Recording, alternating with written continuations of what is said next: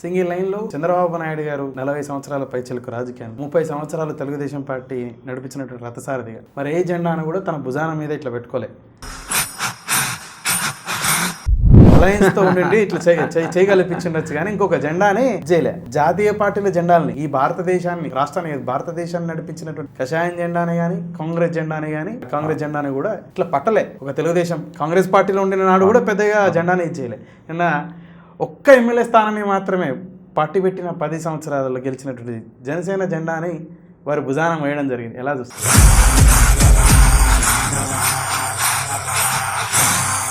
నమస్తే. ఈరోజు మనతో పాటు ఉన్నారు అనలిస్ట్ రమాకాంత్ గారు.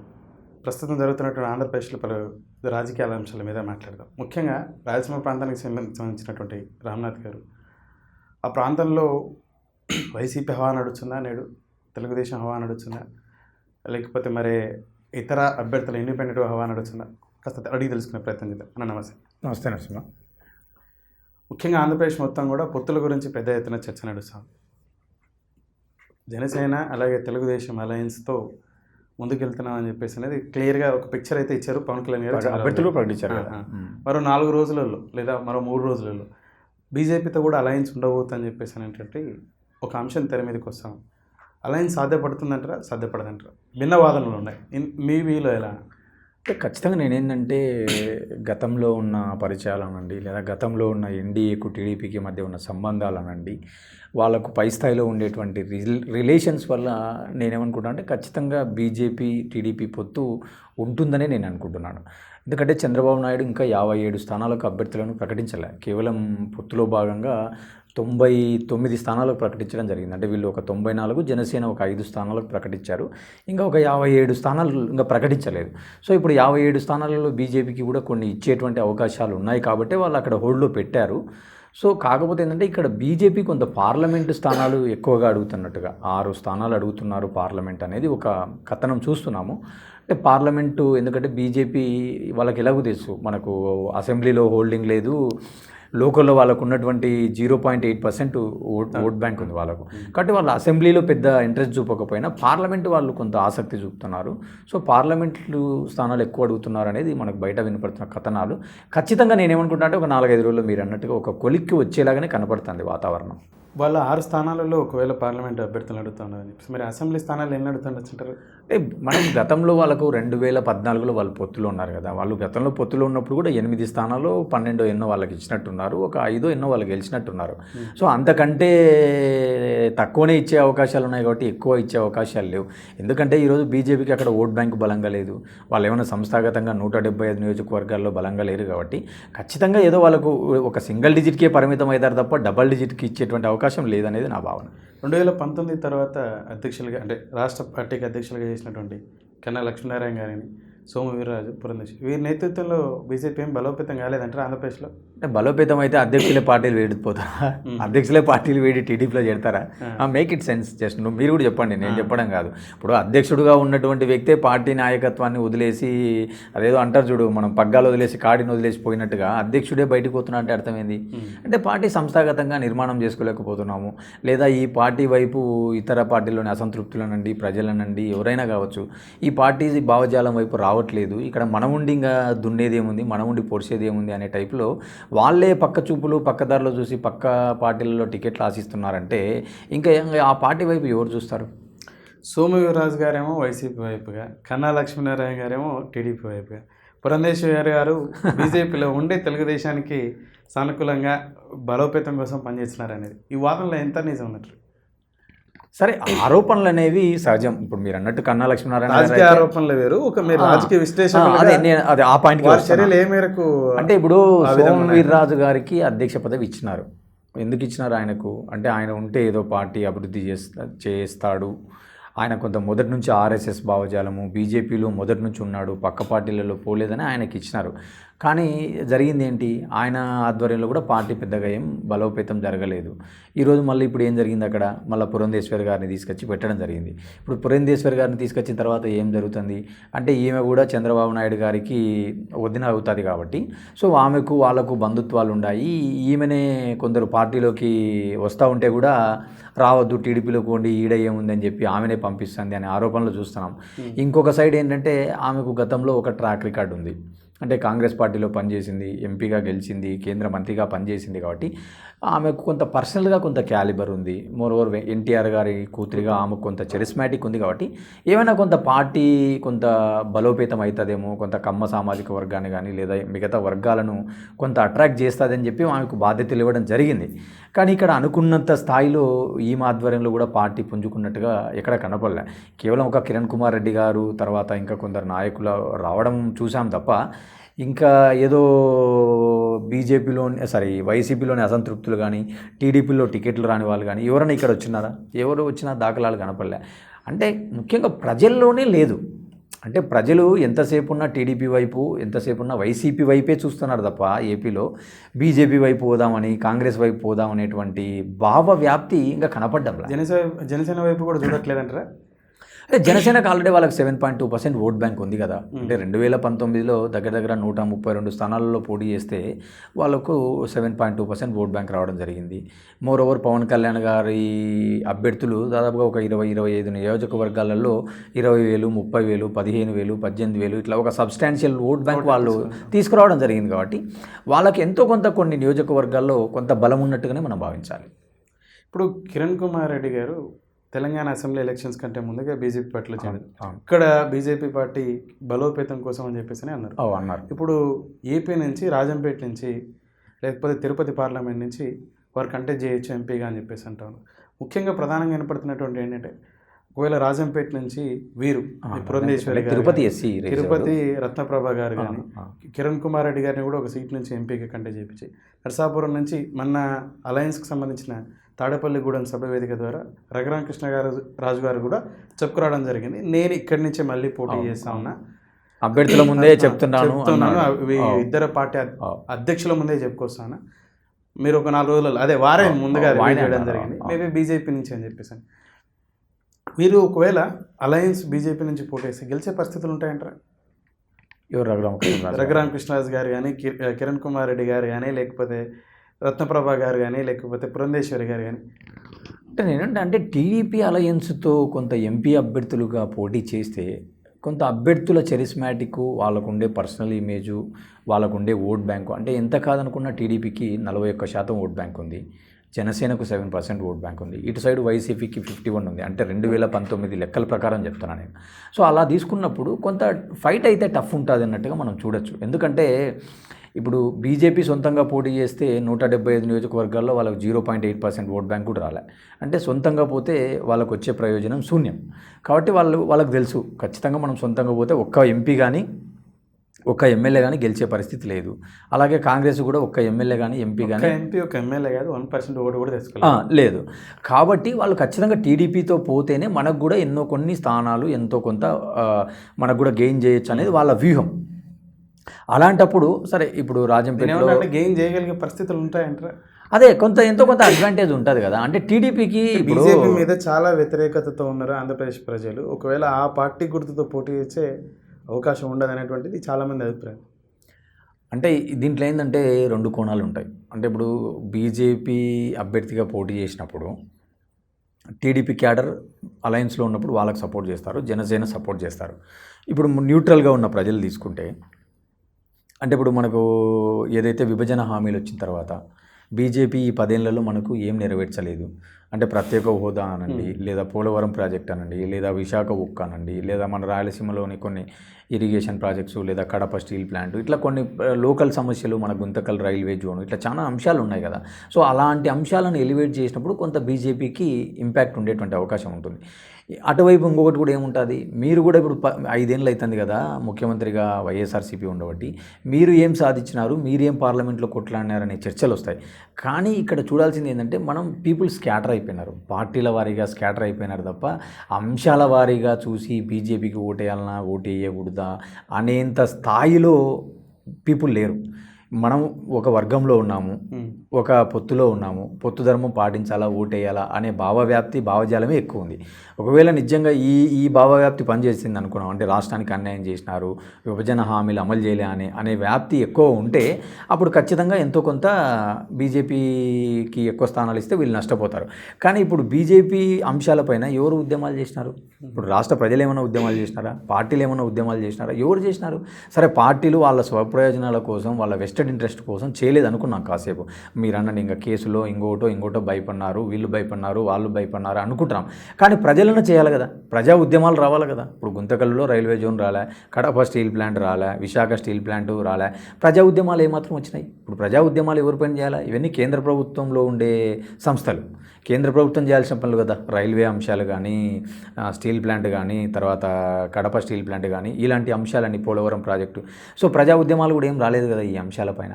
అంటే ప్రజలు బీజేపీ పట్ల అంత సానుకూలత కానీ, అంత వ్యతిరేకత కానీ లేరు, కేవలం ఒక ఇగ్నోరెన్స్లో ఉన్నారనేది నా భావన.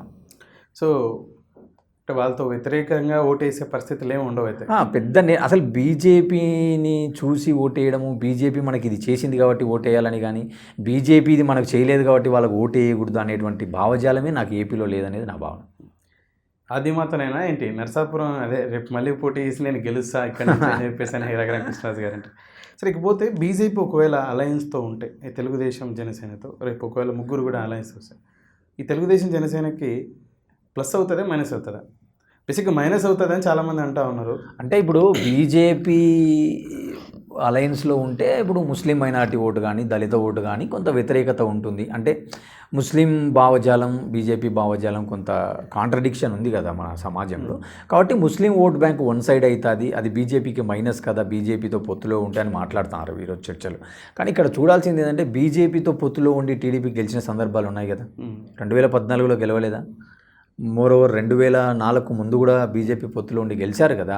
అంటే ఇక్కడ చూడాల్సింది ఏంటంటే, బీజేపీ పార్టీ ఉండడం వల్ల కొద్ది వరకు మైనారిటీ ఓట్లు ఏదో కొంత శాతం వీళ్ళకి వచ్చేటువంటి వాటిలో కొంత తగ్గచ్చేమో, కానీ కేవలం బీజేపీ పొత్తులో ఉండడం వల్ల మొత్తం మైనారిటీ వర్గాలల్లో బీజేపీకి దూరం అవుతాయని కానీ, టీడీపీకి దూరం అవుతాయని అయితే అనుకోలేం. మరి చిన్న అంశం ఏంటంటే, ఇప్పుడు ఒకవేళ ఈ వాదన తీసుకొచ్చే వాళ్ళు ఈ విధంగా ఎందుకు ఆలోచించట్లేదని ఈ వాదనను వ్యతిరేకించే వాళ్ళు చెప్పచ్చు. ఏంటంటే, మరి ఒకవేళ బీజేపీ అలయన్స్లోకి వస్తే హిందూకి సంబంధించిన ఓట్ బ్యాంక్ ఏదైతే ఉందో ఇది కంప్లీట్గా మళ్ళీ ఇటువైపు మొగ్గుతుంది కదా. అదే అంటున్నా, నేను అనేది ఏంటంటే అదే ఆ భావజాలం, అయోధ్య రామ మందిరానికి అదే అంటున్నా. ఇప్పుడు నువ్వేమనుకుంటావు, బీజేపీ వాళ్ళు అక్కడ ఉన్నారు కాబట్టి ముస్లిం ఓట్ బ్యాంక్ అంతా మాకే ఉంటుంది, వన్ సైడ్ అవుతుంది అనుకుంటారు. ఇప్పుడు మీరు చెప్పిన వర్షన్ అనేది, ఇప్పుడు బీజేపీ అటు సైడ్ ఉంది కాబట్టి హిందూ భావజాలం అంతా అటు సైడ్ పోతుంది. అదే అంటున్నాను, పీపుల్ స్కాటర్ అయినారు వర్గాల వారీగా, కులాల వారీగా, మతాల వారీగా. కాబట్టి ఒకరుంటే ఒక సైడే మొత్తం పోతుంది అనే భావవ్యాప్తి భావజాలం సమాజంలో లేదు. ఇప్పుడు వాళ్ళు ఏమనుకుంటున్నారు, దళితులంతా మా వైపు ఉన్నారు, మైనారిటీలంతా మా వైపు ఉన్నారు, ఎస్సీలంతా మా వైపు ఉన్నారు అని వైసీపీ అనుకుంటుంది. కాసేపు అనుకుందాం. కానీ ఇటువైపు వీళ్ళు ఏమనుకుంటున్నారు, బీసీలు మా వైపు ఉన్నారు, తర్వాత లేదంటే ఈరోజు ఉద్యోగస్తులు మా వైపు ఉన్నారు, కొంత ప్రజా వ్యతిరేక విధానాలు ఎవరైతే కొంత ప్రైవేట్ సెక్టర్లో ఉన్నటువంటి వాళ్ళు, అభివృద్ధి జరగలేదనుకున్న వాళ్ళు మా వైపు ఉన్నారు. అంటే ఎవరి అంచనాలు వాళ్ళు చెప్తుంటారు. కానీ నేనేమంటానంటే, ఏ వర్గము ఒక సైడ్ పూర్తిగా వన్ సైడ్ అనేటువంటి రాజకీయ ముఖ చిత్రం ఏపీలో లేదు. ఈ లేదు, కొన్ని ఆర్గనైజేషన్స్ అట్లా ఉన్నాయని చెప్పి ఇప్పుడు మీరు అన్నటువంటి ఉద్యోగాలు కానీ, ఉద్యోగస్తులు కానీ, నిరుద్యోగ యువత కానీ, ముఖ్యంగా ఆశా కార్యకర్తలు కానీ, ఇలా కొన్ని పర్టికులర్ సెక్టర్ మొత్తం కూడా యాంటీ ఉంది ప్రభుత్వానికి అని చెప్పేసి అని. అంటే సరే, ప్రభుత్వ ఉద్యోగులు, కాంట్రాక్ట్ కార్మికులు రెగ్యులరైజ్ చేయలేదని, ఆశా వర్కర్లు జీతాలు పెంచలేదని, 108 ఉద్యోగులు మాకు అనుకున్నంత స్థాయిలో పెరగలేదని, తర్వాత ఇంకా ప్రైవేట్ సంస్థల్లో చేసేవాళ్ళు మాకు రెగ్యులరైజ్ చేస్తారని హామీ ఇచ్చినాడు, చేయలేదని, ప్రభుత్వ ఉద్యోగులు మాకు సిపిఎస్ ఇస్తా అని చెప్పి ఈరోజు జీపీఎస్ అంటున్నాడని, ఆర్టీసీ ఉద్యోగులు మమ్మల్ని ప్రభుత్వ పరం చేశారు కానీ గతంలోనే మాకు బెనిఫిట్స్ బాగుండేవి, ఇప్పుడు మాకు బెనిఫిట్స్ లేవు అనేటువంటి. అంటే చూస్తున్నాం మనం. అంటే ఇప్పుడు సమస్యలు ఉంటాయి, ప్రభుత్వం ఉన్నాక సమస్యలు ఉంటాయి. ఆ సమస్యలకు వీళ్ళు కూడా ఏమనుకుంటారు, సరే ఇంకా ఒక 2 నెలలు ఉంది కదా, 2 నెలల లోపల షార్ట్అవుట్ చేద్దాంలే, లేదంటే ఒక అమికబుల్ చర్చలు. ఇప్పుడు మొన్న ఎవరో కార్మికులు మనం చూసినాం, దాదాపు 30 రోజులు 20 రోజులు సమ్మె చేశారు కదా, ఆశా వర్కర్లో ఎవరో, వాళ్ళని ఒక కొలిక్కి తెచ్చి ఏదో ఆ సమ్మెను సఫలం చేసినారు కదా చర్చలు. కాబట్టి నేనేమంటానంటే, ప్రభుత్వానికి కూడా కొన్ని వ్యూహాలు ఉంటాయి. అంటే ఎన్నికల ముందు వాళ్ళ సంతృప్తి పరుద్దామని కానీ, లేదా గత ప్రభుత్వం ఏం చేసింది, మేమేం చేసినాము, గతం కంటే మేము ఎక్కువ ఇస్తున్నామా లేదా, ఇప్పుడు కరోనా వచ్చింది, మాకు ప్రభుత్వంలో లోటు బడ్జెట్ ఉంది, కొన్ని ఇబ్బందులు ఉన్నాయి అని చెప్పి ప్రభుత్వం సైడ్ నుంచి కూడా కొంత సానుకూలంగా చర్చలు ఇవన్నీ మనం చూస్తున్నాం. కాబట్టి ఇలాంటివన్నీ ఎట్లుంటాయంటే ప్రభుత్వం చేసుకునేటువంటి సమన్వయము, కోఆర్డినేషను, దీనిలలో కూడా మళ్ళీ యూనియన్స్ ఉంటాయి. ఇప్పుడు నువ్వు ఇందాక మొత్తం వన్ సైడ్ ఉంటుంది అన్నట్టుగా మీరు అన్నారు. కానీ నేనేమంటానంటే టీచర్స్ గ్రూప్లో ఉన్న ఉద్యోగ సంఘాలు ఎక్కడ ఉండవు, చూసినావా నువ్వు?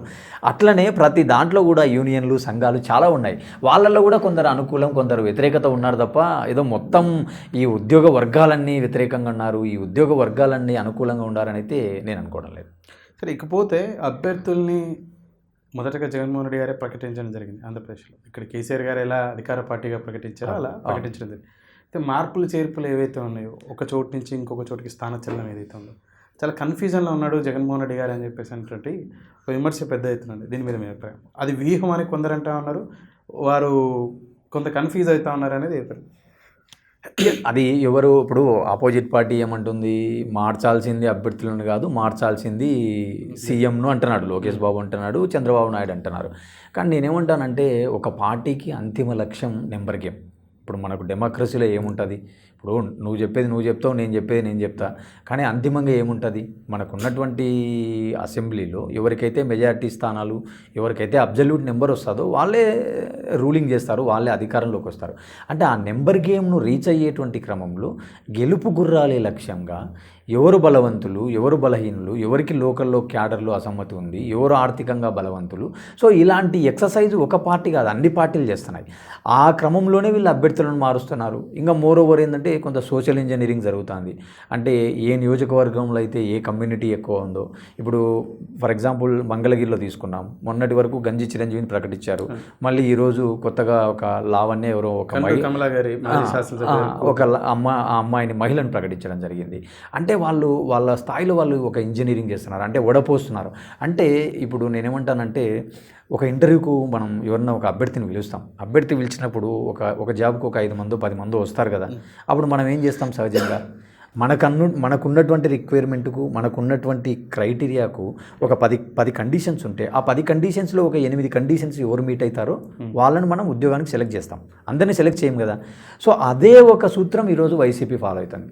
అంటే వాళ్ళు ఏమనుకుంటున్నారు, ఇప్పుడు ఒక 4 కంటెండర్లు పోటీ పడుతున్నారు, ఈ 4లో ఎవరు బలంగా ఉన్నారు ఇన్ టర్మ్స్ ఆఫ్ ఆర్థికంగా, ఇన్ టర్మ్స్ ఆఫ్ సామాజిక వర్గం, in terms of local coordination, in terms of political background, ఇలా అన్ని రకాల వడపోతల తర్వాత అభ్యర్థుల ఎంపిక జరుగుతుంది.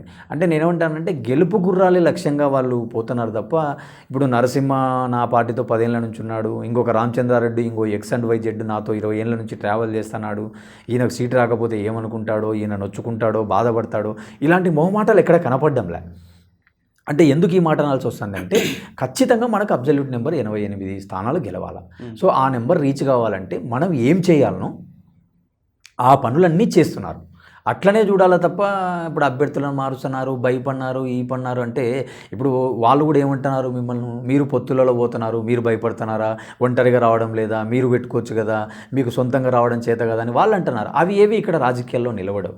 రాజకీయాల్లో ఏం నిలబడతాయి, నీ వ్యూహాలు, నీ అస్త్రశస్త్రాలు, ఎంతవరకు నువ్వు మెజార్టీ స్థానాలను నెగ్గినావా అనేది నీ వ్యూహం తప్ప ఇవేవి నిలబడవు కదా. ఇప్పుడు మనం తెలంగాణలో చూసినాం, ఆ రోజు బ్రహ్మముహూర్తం అన్నాడు, శుభదినం అన్నాడు, 114 మందిని ఒకటే రోజు ప్రకటించినాడు. ఏమన్నా నిలవన్నాయా? ఏం నిలవలేదు కదా. ఈరోజు అబ్జల్యూట్ మెజార్టీ రాదు, కాంగ్రెస్కి అంగొచ్చాదని కూడా చాలా సర్వేలు చెప్పినాయి. కానీ ఈరోజు ఇక్కడ కాంగ్రెస్ పార్టీకి 63 స్థానాలతో అబ్జల్యూట్ మెజార్టీ వచ్చింది కదా. అంటే నేనేమంటానంటే రాజకీయాలలో ఆ నెంబర్ గేమ్ సాధించేటువంటి క్రమంలో నీ వ్యూహం ముఖ్యం. ఈరోజు తెలంగాణలో ఒక టాక్ వస్తుంది, మేము ఒక 30 మందిని మార్చుంటే మాదే అధికారం అని చెప్పి పోస్ట్ మార్టం చేసేటువంటి క్రమంలో కేటీఆర్ గారే మాట్లాడుతున్నారు. కాబట్టి ఒక రాజకీయ పార్టీలు తన వ్యూహంలో భాగంగా చేస్తున్నట్టుగానే భావించాలా తప్ప ఏదో అభ్యర్థులు లేకుంటే ఇంకొక రకం అనుకోవడం. వారు ప్రోద్బలంతో మార్చిన స్థానాలలో కూడా గెలవడం జరిగింది కేటీఆర్ గారు. ఎక్కడైతే కరెక్ట్ కదా, ఎక్కడైతే స్టేషన్ గన్పూర్ కడియం శ్రీహరి గారు, అలాగే నర్సాపూర్ కానీ, అలంపూర్ సంబంధించింది కానీ, ఇలా అంటే సిట్టింగ్ ఎమ్మెల్యేని కాదని చెప్పేసి వారి ప్రోద్బలంతో కన్విన్స్ చేసి వారి నాన్నగారిని అలా ఇంకా గెలిచారు కదా. మరి బేసిక్గా కేసీఆర్ గారే వారి నాయకులు చాలా వరకు కమిషన్లకు పాల్పడుతూ ఉన్నారు, అవినీతికి పాల్పడుతున్నారని ఫ్రంట్ ఆఫ్ ప్రెస్ మీడియా ముందే చెప్పుకురావడం జరిగింది. ఇక్కడ సమస్య ఏంటంటే ఇక్కడ పర్సన్స్ని మార్చి 10 ఏళ్ళ వ్యతిరేకత ఉండింది, అవును. కరప్షన్స్కి తన నాయకులు పాల్పడ్డారని తానే చెప్పుకొచ్చాడు. మార్చకపోవడం వల్ల నష్టపోయాడు. అవును. మార్చి నష్టపోబోతున్నాడు జగన్మోహన్ రెడ్డి అని. ఎలా అంటే 2019లో ప్రయోగం చేశాడు కొత్త ఫేసెస్ని తీసుకొచ్చి. ఇది ఇప్పుడు కర్నూలు జిల్లాకు తీసుకుంటే హఫీజ్ ఖాన్ని తీసుకున్నా, లేకపోతే నందిగాం సురేష్ ఎంపీ క్యాండిడేట్ని తీసుకున్నా, గోరంట్ల మాధవ్ అంటే పెద్ద ఎత్తున తెలిసిన ఫేస్ చెప్తా ఉన్నా. ఇలా చాలా కొత్త ముక్కలు ఉన్నాయి. కొత్త ముక్క అసలు నోన్ నియోజకవర్గంలో కూడా సరిగా తెలియనటువంటి వ్యక్తుల్ని తీసుకొచ్చి చేశాడు. అప్పుడు పనిచేసింది. కానీ ఇప్పుడు వారు 5 సంవత్సరాల్లో ప్రజల్లో ఉన్నారు కదా, వాళ్ళు కరప్షన్కి పాల్పల్లి 5 సంవత్సరాలు పెద్ద ఎత్తున సంక్షేమాన్ని అందించింది, సుభిక్షమైన పాలన అందించింది, నన్ను చూసి ఓటేయి అని చెప్పేసి అంటూ ఉన్నారు. మీ నాయకులు కూడా చక్కగా పనిచేశారు, గడప గడప అని ప్రతి ఇంటికి తిరిగారని చెప్పేసి అంటారు. అయినప్పటికీ అభ్యర్థులను మార్చడంలో అంతరం ఏమేంటి? ఇప్పుడు ఎక్కడనో అసలు ఈ నియోజకవర్గంలో లాస్ట్ 5 సంవత్సరాలలో 5 రోజులు లేదా 5 వారాలు 5 నెలలు కూడా గడపనటువంటి వ్యక్తికి ఈ పార్టీ పెట్టినప్పటి నుంచి 2010, 10, 11 బిట్వీన్లో మీరు పార్టీ పెడితే ఆ రోజు నుంచి ఈ రోజు వరకు జెండా మోసిన వ్యక్తికి కాకుండా ఇంకో వ్యక్తి టికెట్ వేయడం వల్ల ఈ క్యాడరు ఈరోజు నిరుత్సాహంతో ఉంది. ఆ రోజు అంటే ఇది చేసుకుంది. పార్టీ అధికారంలోకి వచ్చిన తర్వాత అవకాశం వస్తుందని 5 ఏళ్ళు చూసాం. ఇప్పుడు రావట్లేదు. పోగా పనిచేయని వ్యక్తిని, జెండా మోయని వ్యక్తిని తీసుకొచ్చి మన ఎత్తి మీద పోతారు. నందికొట్కూరు తీసుకున్నా, కోడుమూరు తీసుకున్నా, గతంలో ఇలా జరిగింది. మళ్ళీ కూడా ఒకసారి అయితే ఎక్స్క్యూజ్ అవుతుంది. ఇప్పుడు కర్నూలు టికెట్ తీసుకున్నా, కర్నూలు జిల్లాలోనే 3, నందికొట్కూరు, కోడుమూరు, తర్వాత వచ్చేసేసి కర్నూలు, అలాగే ఎమ్మిగనూరు ఎవరైతే ఉన్నారో వారు కూడా గతంలో చేసినప్పటికీ లాస్ట్ 5 సంవత్సరాల్లో వాళ్ళు లేరు. ఇలా రాష్ట్రం అంతా కూడా చేస్తూ ఉన్నాడు. జగన్మోహన్ రెడ్డికి నష్టం వాటిల్లే అవకాశం ఉంది. అది అనలిస్ట్గా మీరు ఎలా? అదే నేనేమంటే గెలుపు గుర్రాలే లక్ష్యంగా అభ్యర్థులను పెట్టడం అనేది ఒక మొదటి క్రైటీరియా. నేనేమంటానంటే ఇప్పుడు మీరు ఇందాక అడిగిన ప్రశ్న కొంత లోకల్లో ఇప్పుడు మా అన్నకు టికెట్ రాలే, మా నాయకునికి టికెట్ రాలే, 5 ఏళ్ళు మేము కష్టపడినాం, మేము జెండా పోసినాం అనేటువంటిది అసంతృప్తులు ఉంటారు. వాళ్ళు ఈరోజు అసంతృప్తులు ఎవరైతే ఉన్నారో వాళ్ళు బయటపడుతున్నారు. వాళ్ళకు బుజ్జగింపులనండి, ఇంకొక పదవి హామీ లభించిందా, ఇవన్నీ మనం కాసేపు పక్కన పెడితే ఈరోజు రాజకీయం ఒక చిత్రం మారిపోయింది. అంటే రాజకీయ ముఖ చిత్రం అంటే ఒకప్పుడు పొలిటికల్ పార్టీలే అన్ని పనులు చేసుకునేవి. ఈరోజు పొలిటికల్ ఏజెన్సీలు వచ్చినాయి, పొలిటికల్ కన్సల్టెంట్లు వచ్చినారు, రకరకాల మార్గాలలో సర్వేలు చేస్తున్నారు. ఇలా రకరకాల రిపోర్ట్ల ఆధారంగా అభ్యర్థుల ఎంపిక జరుగుతుంది. అంటే ఏదో మన పార్టీ కార్యకర్తలు చెప్పడం వల్లనే గతంలో ఒక టికెట్ ఇచ్చేవాళ్ళు, లేదా ఈ వర్గం బలమైన వ్యక్తి, లేదా ఈ వ్యక్తికి ఒక పొలిటికల్ బ్యాక్గ్రౌండ్ ఉంది, ఈ వ్యక్తి ఒక 15 ఏళ్ల నుంచి ప్రజలతో ఉన్నాడు. సో ఇలాంటి అంశాల ప్రాతిపదికన టికెట్ల ఎంపిక జరిగేది. కానీ నేడు రాజకీయ ముఖ చిత్రం మారిపోయింది. ఈరోజు కూడా మీరు వింటున్నారు. ఇప్పుడు నిన్న చంద్రబాబు నాయుడు సీట్లు ప్రకటించిన రోజు కూడా ఒక మాట అన్నారు, మీరు విన్నారో లేదో కాన్ఫరెన్స్లో, నేను ఈ రోజు నుంచి కూడా ప్రతిరోజు IVRS సర్వే నిర్వహిస్తాను, సర్వేలో ఎవరి ఫీడ్బ్యాక్ బాగాలేకుండా నేను మళ్ళీ అభ్యర్థులను మారుస్తానని ప్రకటించినారు.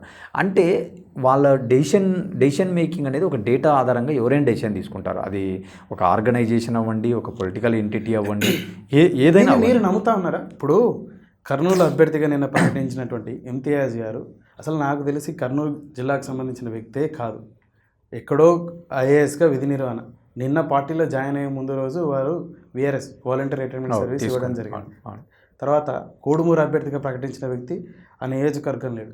అతన్ని కావాలని చెప్పేసి ఆ నియోజకవర్గానికి సంబంధించిన ప్రజలు కానీ, అధికార పార్టీ కార్యకర్తలు కానీ, ప్రతిపక్ష పార్టీకి సంబంధించిన కార్యకర్తలు ఎలా కోరుకుంటారు? అదే ఇప్పుడు మీరు అన్నది ఆ ప్రశ్న మంచి ప్రశ్న. నేనేమంటానంటే ఎప్పుడైతే స్థానికుడు, స్థానికత, స్థానికేతర అనే భావ వ్యాప్తి వచ్చిందనుకో, ఫర్ ఎగ్జాంపుల్ ఇప్పుడు కర్నూలు తీసుకున్నాం, ఇతను స్థానికేతరుడు, స్థానికులకు కాకుండా స్థానికేతరుడికి ఇచ్చినారు అనే చర్చ ఒకవేళ స్టార్ట్ అయింది అనుకుంటే అప్పుడు ఎంతో కొంత ఇంపాక్ట్ ఉంటుంది, ఉండకుండా ఉండదు. స్థానికుడు స్థానికేతరుడే కాదు అన్నది గారు, ఆ వ్యక్తి ప్రజలకు అందుబాటులో ఉండాలి, ఆ ప్రాంతానికి ఏదైనా సేవ చేసి ఉండాలి. బేసిక్గా రాజకీయాల్లో ఇవే మెయిన్ క్రైటీరియా చూస్తారు.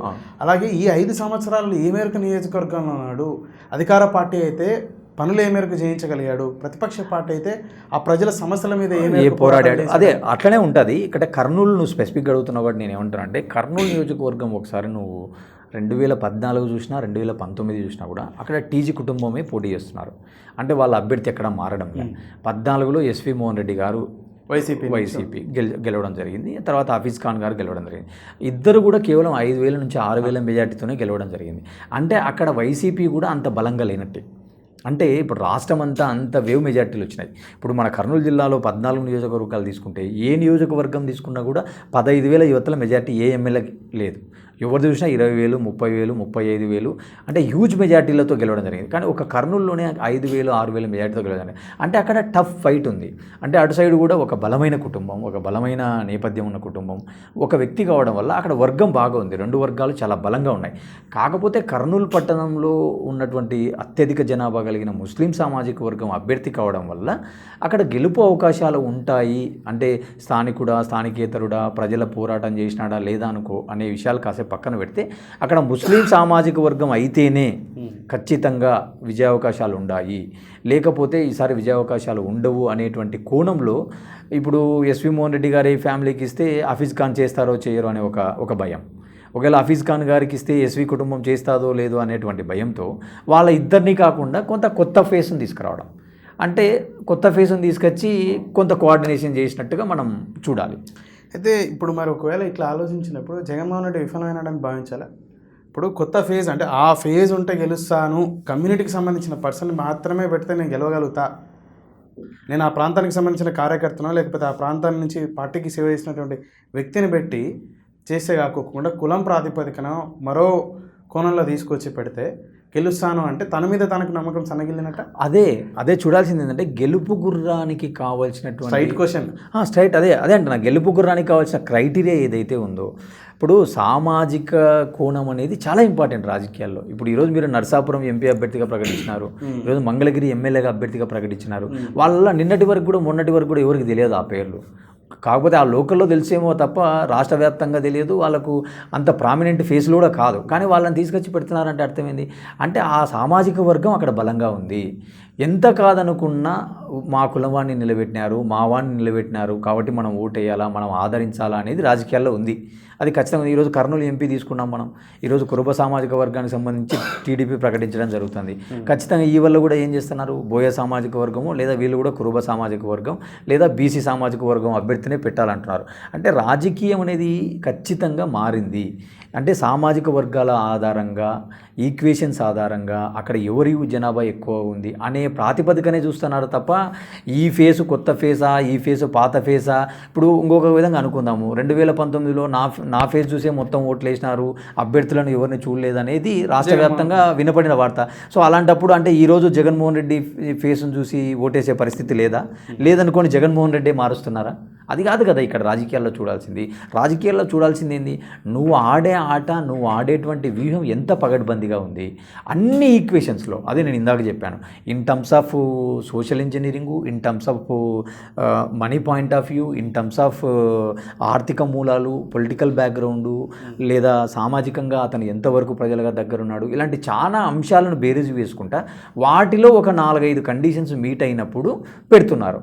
ఇంకోటి ఇదే కర్నూలుదే తీసుకుంటే ఇప్పుడు అసంతృప్తిని నువ్వు ఎట్లా చల్లార్చాలనడానికి కొంత లాజిక్ ఉంటుంది. ఏం లాజిక్ ఉంటుంది అసంతృప్తి చల్లార్చాలన్నప్పుడు? ఇప్పుడు నీకు ఇస్తే వాయన చేయడు, వాయనకి ఇస్తే నువ్వు చేయను అన్నప్పుడు ఇద్దరిని ఒకటే గాటికి కట్టేసి మూడవాన్ని తెచ్చినా అంటే ఇద్దరు సచ్చినట్టు చేస్తారు కదా అనే ఒక లాజిక్ ఉంది కదా అక్కడ. అదే లాజిక్ ఈయన కూడా ఫాలో అయినట్టుగా మనం చూసుకోవాలా. ఇకపోతే మీరు నంద్యాల పార్లమెంట్కి సంబంధించిన వ్యక్తి, నంద్యాల పార్లమెంట్ నుంచి ఈసారి అలీ గారికి వైసీపీ నుంచి అవకాశం అని చెప్పేసి అంటాను. లేదు నాకు తెలిసినంత వరకు చాలా రోజుల నుంచి ఈ వార్త వస్తుంది, కానీ నంద్యాల వైసీపీ అభ్యర్థికి నాకు తెలిసి ప్రస్తుతం ఉన్న ఎంపీ పోచా బ్రహ్మానందరెడ్డి గారికి నాకు ఆల్టర్నేటివ్ లేదనేది నా భావన. ఎందుకంటే ఒక ఆలీ గారి పేరు వినపడుతుంది తప్ప లోకల్లో ఎవరి పేరు వినపడడంలే. ఇప్పుడు ఆలీ గారు కూడా ఏంటంటే ఆయన ఏదో రాజ్యసభనో ఎమ్మెల్సీ ఏదో ఇస్తారు, చైర్మన్ ఇస్తారు అని చాలా వినపడుతున్నాయి మనకు. కానీ ఈరోజు 5 సంవత్సరాల టర్మ్ అయిపోతుంది, అంటే ఈ టర్ములో ఆయనకు ఏ పదవి వచ్చే అవకాశాలు కనపల్లె. ఆలీ గారు ఏంది, ఆయన రాజమండ్రికి సంబంధించిన రెసిడెంట్స్, ఆయన యాక్చువల్గా ఆ ప్రాంతానికి చెందినటువంటి వ్యక్తి. లేదా గుంటూరులో సహజంగా ముస్లిం మైనార్టీ ఓట్స్ ఎక్కువ ఉంటాయి, సో గుంటూరు ఇవ్వచ్చు లేదా రాజమండ్రి అనే చర్చలు చూసినాం. కానీ మన నంద్యాలలో కూడా ముస్లిం ఓట్ బ్యాంక్ బాగుంటుంది, అక్కడ ఫరూక్ గారి నేపథ్యం ఉంది, ఆయన కూడా ఎమ్మెల్యే టికెట్ ఇచ్చినారు కాబట్టి వీళ్ళు కూడా ముస్లింకి ఇస్తారనేటువంటి వార్తలు వచ్చినాయి. కానీ వాస్తవంగా నాకున్నటువంటి సమాచారం ఏంటంటే మళ్ళీ తిరిగి నంద్యాల ఎంపీగా పోచా బ్రహ్మానందరెడ్డి గారే ఉంటున్నారు అనేది నాకున్నటువంటి సమాచారం. ఖచ్చితంగా ఆలీ గారు అయితే అక్కడ పోటీలో ఉండట్లేదు. ఆలీ గారికి వైసీపీ కూడా ఏదైనా చర్చలు చేసిండొచ్చేమో, కానీ కంప్లీట్గా ఆలీకి ఇస్తున్నారనేది అవాస్తవం. మీరు ఇందాక ఏదైతే సామాజిక కోణం చూశారో, అంటే ఇందాక ఇంతియాజ్ కర్నూలు టౌన్ గురించి మాట్లాడడం కానీ ఇంకా కొన్ని చోట్ల అకామిడేషన్, మంగళగిరి కర్నూలు గలవాణి గారి అట్లనే నంద్యాల పార్లమెంట్ మొత్తంలో ముస్లిం ఎక్కువ ఉన్నారు. సిరివెల్ల, ఆళ్ళగడ్డ, చాగలమర్రి ఉన్నారు. ఆర్లగడ్డ కాన్స్టిట్యూన్సీ తీసుకున్నా, బనియాన్పల్లి తీసుకున్నా, శ్రీశైలం తీసుకున్నా, నంద్యాల టౌన్ తీసుకున్నా, బాగానే ఉన్నారు.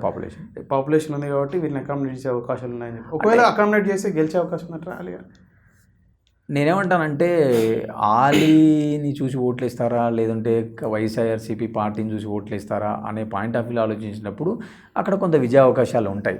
వేరేజ్ ఇక్కడ స్థానికేతరుడా అన్నప్పుడు అంటే టీడీపీ పొరపాటున మన నియోజకవర్గంలోని ఒక బలమైన వ్యక్తిని అంటే చాలా పేర్లు వినపడుతున్నాయి. టీడీపీ తరపున బిజ్జం పార్సాదిరెడ్డి గారి పేరు వినపడుతుంది, మాండ్ర శివానందరెడ్డి గారి పేరు వినపడుతుంది, బైరెడ్డి కూతురు శబరి కూడా బీజేపీ నుంచి ఇక్కడ వచ్చి ఆమె ఆశిస్తుంది టికెట్ అని వినపడుతుంది, ఇంకా కేవీ సుబ్బారెడ్డి గారి పేరు వినపడుతుంది. ఇట్లా రకరకాల పేర్లు వినపడుతున్నాయి కదా. కొట్టంకాయలేసి ఎవరైతే ఉన్నారో కేవీ సుబ్బారెడ్డి ఆల్మోస్ట్ కన్ఫర్మ్ అయిందని కూడా న్యూస్ వస్తుంది, ప్రకటించడం జరిగింది, న్యూస్ వస్తుంది. మరి నేనేమంటానంటే ఆలీ పాయింట్ ఆఫ్ వ్యూలో ఆలోచించినప్పుడు సామాజిక పరంగా ఒకవేళ కొంత అడ్వాంటేజ్ ఉంటుంది. మీరు అన్నట్టుగా ముస్లిమ్స్ ఎక్కువ మంది ఉన్నారు కాబట్టి, అది కాక కొంత సినీ నటుడు, కొంత ప్రామినెంట్ ఫేస్ కాబట్టి మేబీ ఛాన్సెస్ ఆర్ దేర్.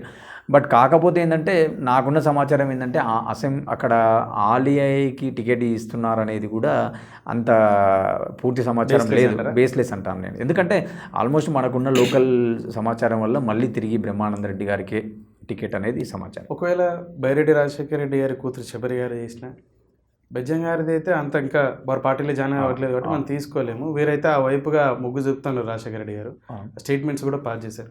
ఇక ఇటీవలనే పార్టీలో జాయిన్ అయినటువంటి కైప పద్మాలత ఎవరైతే కార్పొరేటర్ ఉన్నారో, మా తండ్రి నంద్యాల పార్లమెంట్ నుంచి చేయబోతున్నాడు మా ఫాదర్ అని చెప్పేసి చెప్పాడు. వీరు కానీ ఇంకా ఎవరైనా స్థానికుడు పోటీ చేస్తే, ఒకవేళ సిట్టింగ్ ఎంపీ పోచ బ్రహ్మానందరెడ్డి గారే మళ్ళీ పోటీ చేస్తే ఎవరికి విజయ అవకాశాలు ఎక్కువ ఉంటాయంటారు? అంటే నంద్యాల పార్లమెంటు నియోజకవర్గాన్ని పోచ బ్రహ్మానందరెడ్డి గారి పనితీరుపైన మీ అభిప్రాయం? అది ఆ పనితీరు రేపు గెలుపుకి ఏ మేరకు దోహదపడుతుంది అంటారు?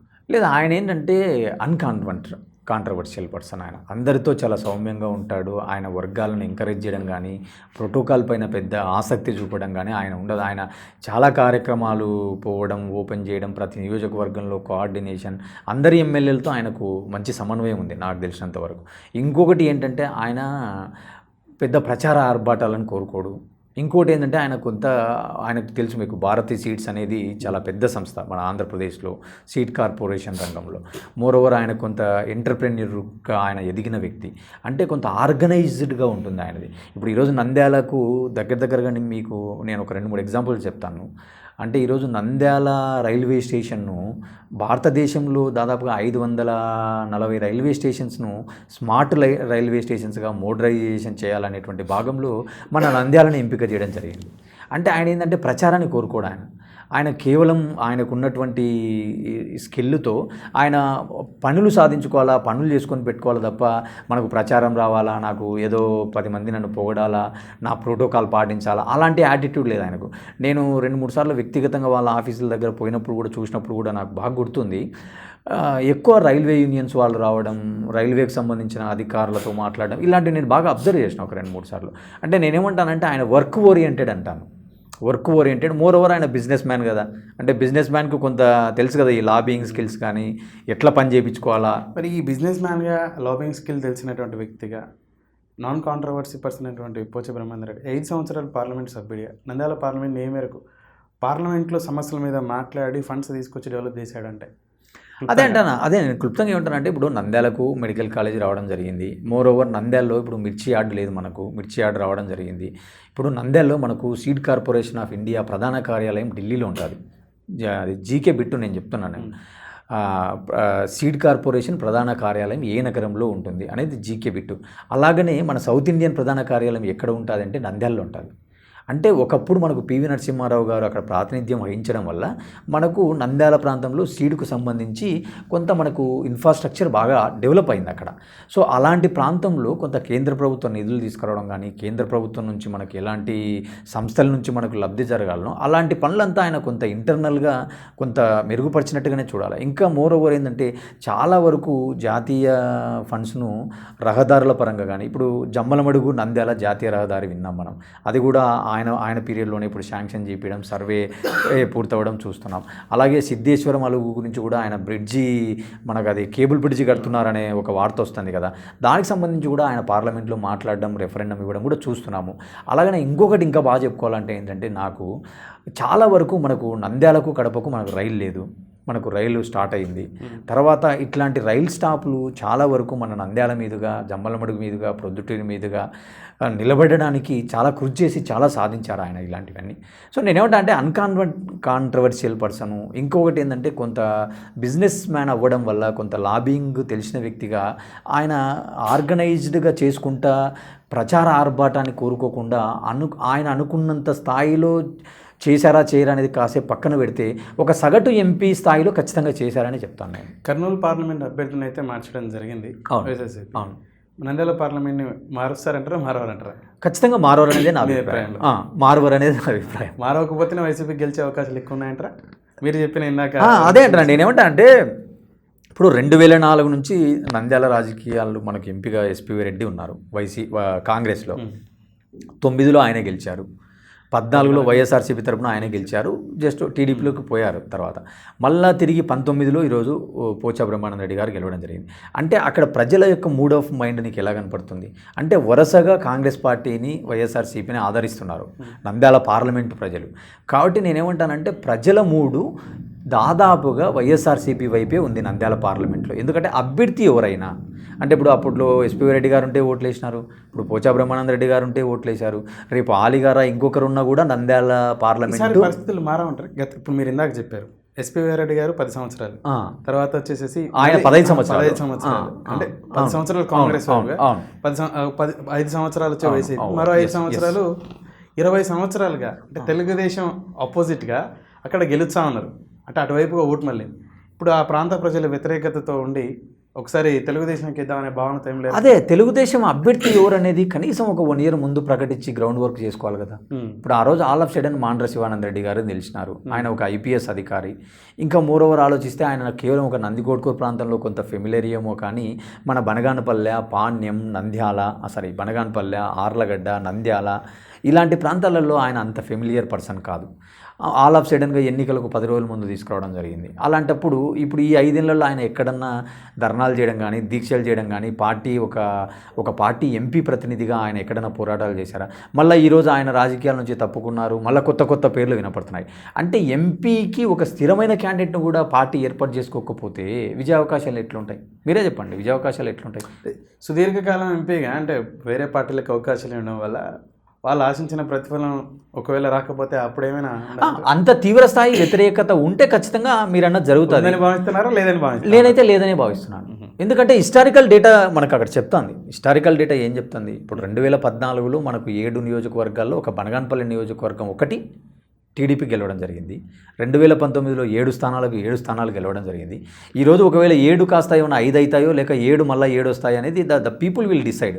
అంతేగాని ఒక తీవ్ర స్థాయిలో వ్యతిరేకత ఉంది, 7 స్థానాలు ఇటువైపు వస్తాయని కానీ, లేదా 5 స్థానాలు 4 స్థానాలు ఇటువైపు వస్తాయనేటువంటి అంచనాలు నాకైతే కనపడడం లేదు. పోతే 2014లో కానీ 19లో కానీ 2014లో 67 స్థానాలు రావడానికి రాయలసీమ ఏదైతే 4 జిల్లాలకు సంబంధించినటువంటి 52 స్థానాలు ఉన్నాయో 35 పైచిలకు స్థానాలు వైఎస్ఆర్సీపీకి రావడం, దాదాపు 37 అనుకుంటా. 2019లో 52 స్థానాలు 49 స్థానాలు రావడం జరిగింది. అంటే వైఎస్ఆర్సీపీ స్ట్రాంగ్ ప్లేస్ ఏదని చెప్పేసి అంటే ఈ రాయలసీమ ప్రాంతం అని చెప్పేసి చెప్పుకోవచ్చు. వారి తండ్రి ఉన్నప్పుడు కానీ, లేకపోతే తర్వాత జగన్మోహన్ రెడ్డి గారి నేతృత్వంలో ముందుకెళ్తున్న వైఎస్ఆర్సీపీ పార్టీకి రేపు 24లో ఆ పరిస్థితి ఉండదు అని చాలామంది అభిప్రాయపడుతున్నారు. మీరేమంటారు? నేనంటే రాయలసీమలో జిల్లా వైజ్గా తీసుకుందాం. కర్నూలు జిల్లా 14 ఉన్నాయి, అనంతపురం జిల్లా 14 ఉన్నాయి, కడప 10 ఉన్నాయి, చిత్తూరు 14 ఉన్నాయి. ఏ జిల్లాలో ఎటువంటి పరిస్థితులు ఉన్నాయంటారు రామ్నాథ్ గారు? నేనేమంటానంటే రాయలసీమ చాలా కీలకం జగన్మోహన్ రెడ్డికి, అందులో నో డౌట్. ఎందుకంటే 2014లో 35+ స్థానాలు వీళ్ళకి రావడం జరిగింది.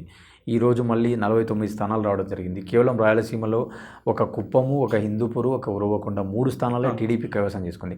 అంటే ప్రజలు అవుట్రేట్గా వైఎస్ఆర్సీపీ పార్టీని ఆదరించినారు. ప్రజా తీర్పు అంటే మ్యాసివ్గా ఒకే సైడ్ ఉంది తీర్పు.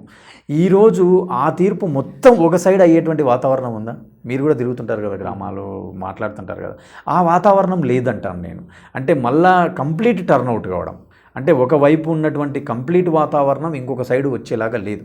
ఒకవేళ ఎంతో కొంత ఇప్పుడు 10 ఏళ్ళు అయింది కాబట్టి ఎంతో కొంత ప్రజల్లో మార్పు ఎంతో కొంత అంటే 2014లో వైసీపీకి ఆదరణ బాగుంది, 2019లో ఆ ఆదరణ డబల్ అయింది, ఈరోజు ఆ ఆదరణ ఎంతో కొంత తగ్గింది అనుకుంటే ఇప్పుడు కర్నూలు జిల్లాలో 14 నియోజకవర్గాలు ఉన్నాయి కాబట్టి ఒక 14లో ఏమైనా వాళ్ళకు ఒక 4 ఒక 10-4 అలా ఏమైనా రావచ్చేమో అనుకుంటే అనేది వద్దు. మీరు ఆ ప్రాంతానికి సంబంధించిన వ్యక్తి, మీరు విరివిగా పర్యటిస్తూ ఉంటారు కూడా. మీరు అంటే మీ ఇంటికి వెళ్ళినప్పుడు కానీ ఇంకా ఇతర మాట్లాడుతుంటాం కదా మనకుంటే దాంట్లో. కర్నూలు జిల్లాలో ఎటువంటి పరిస్థితి ఉంది, కడప అనంతపురం జిల్లాలో ఎటువంటి అదే నేనేమంటానంటే నంద్యాల పార్లమెంట్లో 7 స్థానాలు తీసుకున్నప్పుడు నేనేమనుకుంటున్నానంటే ఖచ్చితంగా ఒక 5 వైఎస్ఆర్సీపీకి ఒక 2 టీడీపీకి రావచ్చు అనుకుంటున్నాను. నంద్యాల పార్లమెంటులో కొంత అంతో ఇంతో ఆలోచించినప్పుడు మనకు ఒక 2 స్థానాలు కనపడుతున్నాయి, 2 స్థానాలు బలంగా కనపడుతున్నాయి. అంటే వేరే కొంత నంద్యాలలో ఇప్పుడు ఫరూక్ గారికి ఇవ్వడం వల్ల అంటే ఆయన అక్కడ ముస్లిం సామాజిక వర్గం కాబట్టి ఆయనకు అవకాశం ఉంది అనేటువంటిది ఒక కోణం అక్కడ కనపడుతుంది. ఇంకొకటి ఏంటంటే కొంత పాణ్యంలో కూడా కొంత కనపడుతుంది. అంటే ఇప్పుడు సిద్ధార్థకు టికెట్ ఇస్తే ఎలా ఉంటుంది, రాంభూపాల్ రెడ్డి గారికి టికెట్ ఇస్తే ఎలా ఉంటుంది, ఒక సైడు గౌరీ చరిత వాళ్ళకు వర్గం ఉంది. నేను ఎందుకు ఈ నియోజకవర్గం చెప్పాల్సి వస్తుందంటే అది వర్గం బేస్డ్ నియోజకవర్గం. అంటే ఫ్యాక్షన్ ఒకప్పుడు బలంగా 2 వర్గాల మధ్యన నడిచింది. ఈరోజు బైరెడ్డి వర్గము గౌరీ చరిత వర్గం ఒకటైనారు కదా. ఒకవేళ రాంభూపాల్ రెడ్డి గారికి బలమైన నేపథ్యం ఒకటే కానీ క్యాడర్ ఒకటి కాలేదని చెప్పేసి అంటే ఇప్పుడు నేనేమంటానంటే ఇప్పుడు క్యాడర్ ఒకటైనారా అంటే ఇప్పుడు 10 ఏళ్ల కిందటి రాజకీయానికి ఇప్పటికీ ప్రజల్లో కూడా మార్పు వచ్చింది. ఇప్పుడు 99లో ఉన్న రాజకీయం ఈరోజు లేదు. ఆ రోజు కొట్లాడుకున్నారు, నడుపుకున్నారు, చంపుకున్నారు, కుటుంబాలంతా పోయినాయి.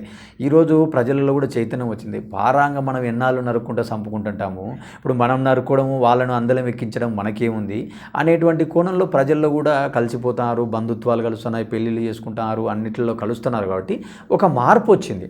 అంటే ఒక 2 జనరేషన్స్ అయింది. ఇప్పుడు 1999-98లో ఉన్న భావజాలం ఈరోజు లేదు. ఈరోజు 2024లో ఉన్నాం. ఈరోజు పాణ్యంలో 2 బలమైన వర్గాలు ఒకటవుతున్నాయి. అంటే ఇప్పుడు ఇంకొకటి ఏంటంటే అక్కడ ఎవరికి సీట్ ఇస్తారనేది కూడా ఇంపార్టెంట్. ఇప్పుడు రాంభూపాల్ రెడ్డి గారికి ప్రకటిస్తారా లేకుంటే బైరెడ్డి కావాలని అడుగుతున్నారనే వార్తలు వస్తున్నాయి కదా. ఇంకా ఇప్పుడు జగన్మోహన్ రెడ్డి గారు కూడా ఒక స్టేట్మెంట్ ఇవ్వడం జరిగింది. 99% ఇవే స్థానాలు ఉంటాయి, ఏదో ఒక 2-3% మారుస్తామన్నారు. ఆ 2-3 స్థానాలలో ఏమైనా వీళ్ళు ఉంటారేమో మనం అజంప్షన్ చేసుకోలేము కదా హైపోథెటికల్గా. నాకైతే నంద్యాల డివిజన్లో ఈ 2 స్థానాలు కొంత కనపడుతున్నాయి. నంద్యాల పాణ్యం కొంత కనపడుతున్నాయి. అలాగే కొంత నందికొట్కూరుగా కూడా చెప్పొచ్చు ఒకవేళ మనం సబ్జెక్ట్ టు కరెక్షన్. ఎందుకంటే అక్కడ ఈరోజు కొంత గుడ్విల్ ఉన్నటువంటి వ్యక్తి ఆర్థర్ గారు కొంత వైసీపీకి దూరం జరగడం వల్ల ఒకవేళ ఆయనే టీడీపీ అభ్యర్థి అయితే, అంటే ఇప్పుడు ఆర్థర్ గారే టీడీపీలోకి పోయి టీడీపీ అభ్యర్థి అయితే కూడా అక్కడ కొంత విజయావకాశాలు ఉన్నట్టుగా కొంత సమాచారం. ఎందుకు ఇప్పుడు బైరెడ్డి సిద్ధార్థ రెడ్డి అక్కడ చాలా స్ట్రాంగ్ ఉన్నారు కదా, వాడి క్యాడర్ కొత్త అభ్యర్థికి చేరంటారా? అంటే బైరెడ్డి సిద్ధార్థ రెడ్డి స్ట్రాంగ్ ఉన్నా కూడా ఇతను ఎమ్మెల్యేగా కాంట్రవర్షియల్. ఇంకొక పాయింట్ ఏంటంటే అతను కొంత సౌమ్యుడు. అంటే కొంత డబ్బు పరంగా కానీ ఇంకొక పరంగా కానీ ఆయన కొంత ఆశించడం అలాంటిది ఏమి ఉండదు. ఇంకా కోవిడ్ టైంలో కూడా చాలా బాగా పనిచేశాడు. ఇలాంటిది ఆయన కొంత మంచి ఫీడ్బ్యాక్ ఉంది. నేను విన్న ఫీడ్బ్యాక్ చెప్తున్నాను మీకు. సో ఆ పాయింట్ ఆఫ్ వ్యూలో ఆలోచించినప్పుడు ఇప్పుడు అక్కడ గౌరీ చరిత వర్గం వాళ్ళ సైడ్ చేస్తారు కదా, ఇప్పుడు బైరెడ్డి రాజశేఖర రెడ్డి వర్గం టీడీపీకే చేస్తారు కదా. ఇప్పుడు ఓన్గా ఇతను కూడా ఎంతో కొంత ఇమేజ్ పెంచుకొని ఈ 4 ఏళ్లలో కొంత ఒక వర్గాన్ని ఏర్పాటు చేసుకుంటారు కదా. ఈ వర్గాలన్నీ కనపడినప్పుడు కొంత ఆయనకు అనుకూలతలు ఉన్నాయనేది నా భావన. అదే వీటినన్నింటినీ కొట్టగలుగుతాడు సిద్ధార్థ రెడ్డి అని చెప్పేసి. ఒకవేళ తనకు మైనస్ అవుతే పర్సన్ పార్టీకి సంబంధించిన వ్యక్తి కాదు, ఎక్కడో ఒక ప్రొఫెషనల్ ఉన్నటువంటి వ్యక్తిని తీసుకొచ్చారు గతంలో. ఇంకోటి ఏంటంటే నరసింహ ఇక్కడ చూడాల్సింది తను నమ్ముకొని తన అవకాశం ఇచ్చాడని చెప్పేసి వాళ్ళకి ఎవరికి ఇవ్వలేదు.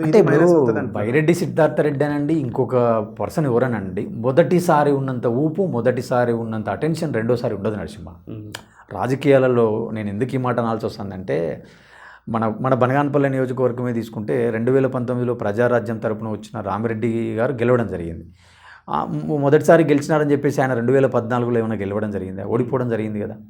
అంటే ఇప్పుడు 5 ఏళ్లలోనే మరి ఆయన అంత పెద్ద తప్పులు చేసినాడా ఒకవేళ నిజంగా ఓడిపోయినాడు అనుకుంటే కాసేపు? అంటే నేనేమంటానంటే మొదటిసారి ఉండే పర్సెప్షన్కు 5 ఏళ్ల తర్వాత ఉండే పర్సెప్షన్కి కొంత తేడా ఉంటుంది. సో సిద్ధార్థ రెడ్డికి ఉండే చరిస్మాటిక్ ఊహలతో ఉంటారు, వాస్తవం దోహదపడుతుంది కదా కొంత. సో ఆ తేడా చూపిస్తుంది అంటాను నేను. సరే ఇప్పుడు అయితే ఒక 3 స్థానాలు మాత్రమే, 4-3 అవ్వచ్చు అనుకుంటున్నాను నేను. I think so. Beniyanpalli, Arlagadda, అలాగే కోడుమూరు, వీటి పరిస్థితి అంటే ఇప్పుడు నేను నంద్యాల పార్లమెంట్ అయిపోయింది, ఇంకా మనం ఇప్పుడు కర్నూలు పార్లమెంట్ తీసుకుంటే లేదు ఆళ్ళగడ్డ గెలిచే ఛాన్స్ ఉంది. అదే నాలుగు చెప్తున్నాను కదా నేను. ఆర్లగడ్డ కానీ, బనగానపల్లె కానీ, నా తర్వాత ఇంకా రెస్ట్ ఏమున్నాయి, ఈ మన ఆత్మకూరు కానీ, ఈ స్థానాల్లో ఖచ్చితంగా శ్రీశైలం, ఈ 4 స్థానాలు అంటే కొంత గెలిచే అవకాశాలు ఉన్నాయి. శ్రీశైలం వైసీపీకి ఎడ్జ్ ఉందండి. అంటే నేనేమనుకుంటానంటే కొంత ఆర్థికంగా బలమైన కుటుంబం కావడం, కొంత అటు సైడ్ కొంత ఆర్థికంగా వీక్ ఉన్న వర్గం కావడం, మోర్ ఓవర్ ఏంటంటే అక్కడ కూడా ఏంటంటే కొంత శిల్పామోహన్ రెడ్డి వాళ్ళు నంద్యాలలో, ఆర్లగడ్డలో నంద్యాలలో, శ్రీశైలంలో కొంత వాళ్ళ వర్గాలు, వాళ్ళ బంధుత్వాలు ఉండడం వల్ల కొంతవరకు హెడ్జ్ ఉంది అనుకుంటున్నాను నేను. ఇక కర్నూలు పార్లమెంట్కి వస్తే పరిస్థితులు ఏంటంటే కర్నూలు పార్లమెంటు పరంగా అయితే మనకు ఈసారి అక్కడ కూడా 4-3 అనేది నా ఆలోచన. ఎందుకంటే ఈ మాట ఎందుకు అనాల్సి వస్తుందంటే ఇప్పుడు కర్నూలు నేను చెప్పాను 2 సార్లు టీజీ కుటుంబం 5,000తో ఓడిపోవడం వల్ల కొంత కర్నూలులో ఈసారి కొంత తెలుగుదేశానికే అనుకూలత ఉండొచ్చు. ఎందుకంటే సింపతి అని కాదు, కోట్ల కుటుంబం కూడా కొంత 5 ఏళ్ల నుంచి టీడీపీలో పనిచేస్తున్నారు అక్కడ. అంటే ఎన్నికల ముందు వచ్చి పనిచేయడం వేరు, 5 ఏళ్ళు ప్రొలాంగ్గా పనిచేయడం వేరు. సో ఇవన్నీ కొంత వాళ్ళకు అనుకూలించవచ్చు అనేది ఒకటి కర్నూలులో కనపడుతుంది. ఇంకా కోడుమూరులో కూడా ఏంటంటే కొంత విష్ణువర్ధన్ రెడ్డి అక్కడ ఒక బలమైన నేత, అతను కూడా కొంత వైసీపీలో నేను అనుకున్న పర్సన్కు టికెట్ రాలేదు కాబట్టి అతను కొంత టీడీపీ వైపు చూస్తున్నాడు అనేటువంటి వార్తలు వస్తున్నాయి. ఇంకొక నియోజకవర్గం నాకేం కనపడుతుంది అంటే కొంత మంత్రాలయం కొంత వీక్ కనపడుతుంది. సో కర్నూలు పార్లమెంట్లో కూడా ఒక 3 స్థానాలలో టీడీపీకి అవకాశాలు ఉన్నాయి. ఓవరాల్గా తీసుకుంటే కర్నూలు జిల్లాలో ఉమ్మడి 8-6 అవ్వచ్చు అనుకుంటున్నాను. 6 స్థానాలలో టీడీపీకి ఉండొచ్చు, వైసీపీకి 8 స్థానాలు. అది ఈసారి క్లీన్ స్వీప్ అయ్యే పరిస్థితులు ఉండవంటారు. ఖచ్చితంగా క్లీన్ స్వీప్ అయితే కనపడడం లేదు హానెస్ట్గా. ఇక అనంతపురం తీసుకుంటే అనంతపురం ఏంటంటే ఇప్పుడు వాళ్ళకు ఓన్లీ 2 ఉన్నాయి, ఉరవకొండ, హిందూపూర్ ఉన్నాయి. ఈసారి కొంత వాళ్ళకు ఇంకొక 3-4 స్థానాలు ఏమైనా పెరగచ్చేమో. అంటే నేనేమంటా అంటే అనంతపురం జిల్లా ఈ రాజశేఖర రెడ్డి గారు ఉన్నప్పటి నుంచి కూడా 7-6 లేదా 7-7 ఇట్లా ఉండేది వాళ్ళ యొక్క సీట్ షేరింగ్. ఈవెన్ మీరు 2004-2009 లెక్కలు తీసుకున్నా కూడా కేవలం ఒక జగన్మోహన్ రెడ్డి గారి ఆధ్వర్యంలోనే మొత్తం స్థానాలు దాదాపు 12 స్థానాలు స్వీప్ చేయడం జరిగింది తప్ప గతంలో ఎప్పుడు జరగలే. 2014 కంటే ముందుగా మీరు చెప్పినటువంటి సినారియో ఉండింది. 14లో తెలుగుదేశానికి 13 స్థానాలు రావడం జరిగింది. తర్వాత 19లో జగన్మోహన్ రెడ్డికి మొత్తం 12 స్థానాలు రావడం జరిగింది. వాళ్ళకి 14లో 13 వస్తే వీరికి తర్వాత 12 వచ్చినాయి.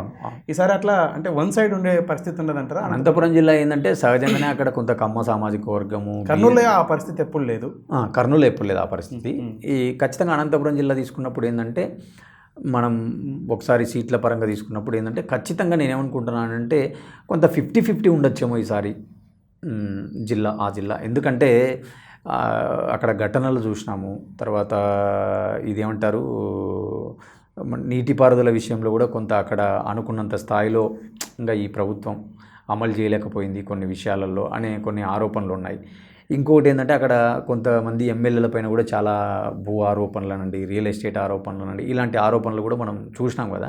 సో ఇలాంటివి ఏమన్నా ఇంపాక్ట్ చూపించగలిగితే, ఇంకోటి ఏంటంటే అక్కడ మళ్ళీ బీజేపీ నుంచి వచ్చిన వాళ్ళని కూడా టీడీపీలో చేర్చుకొని టికెట్లు ఇస్తున్నారు అనే వాతావరణం ఉంది.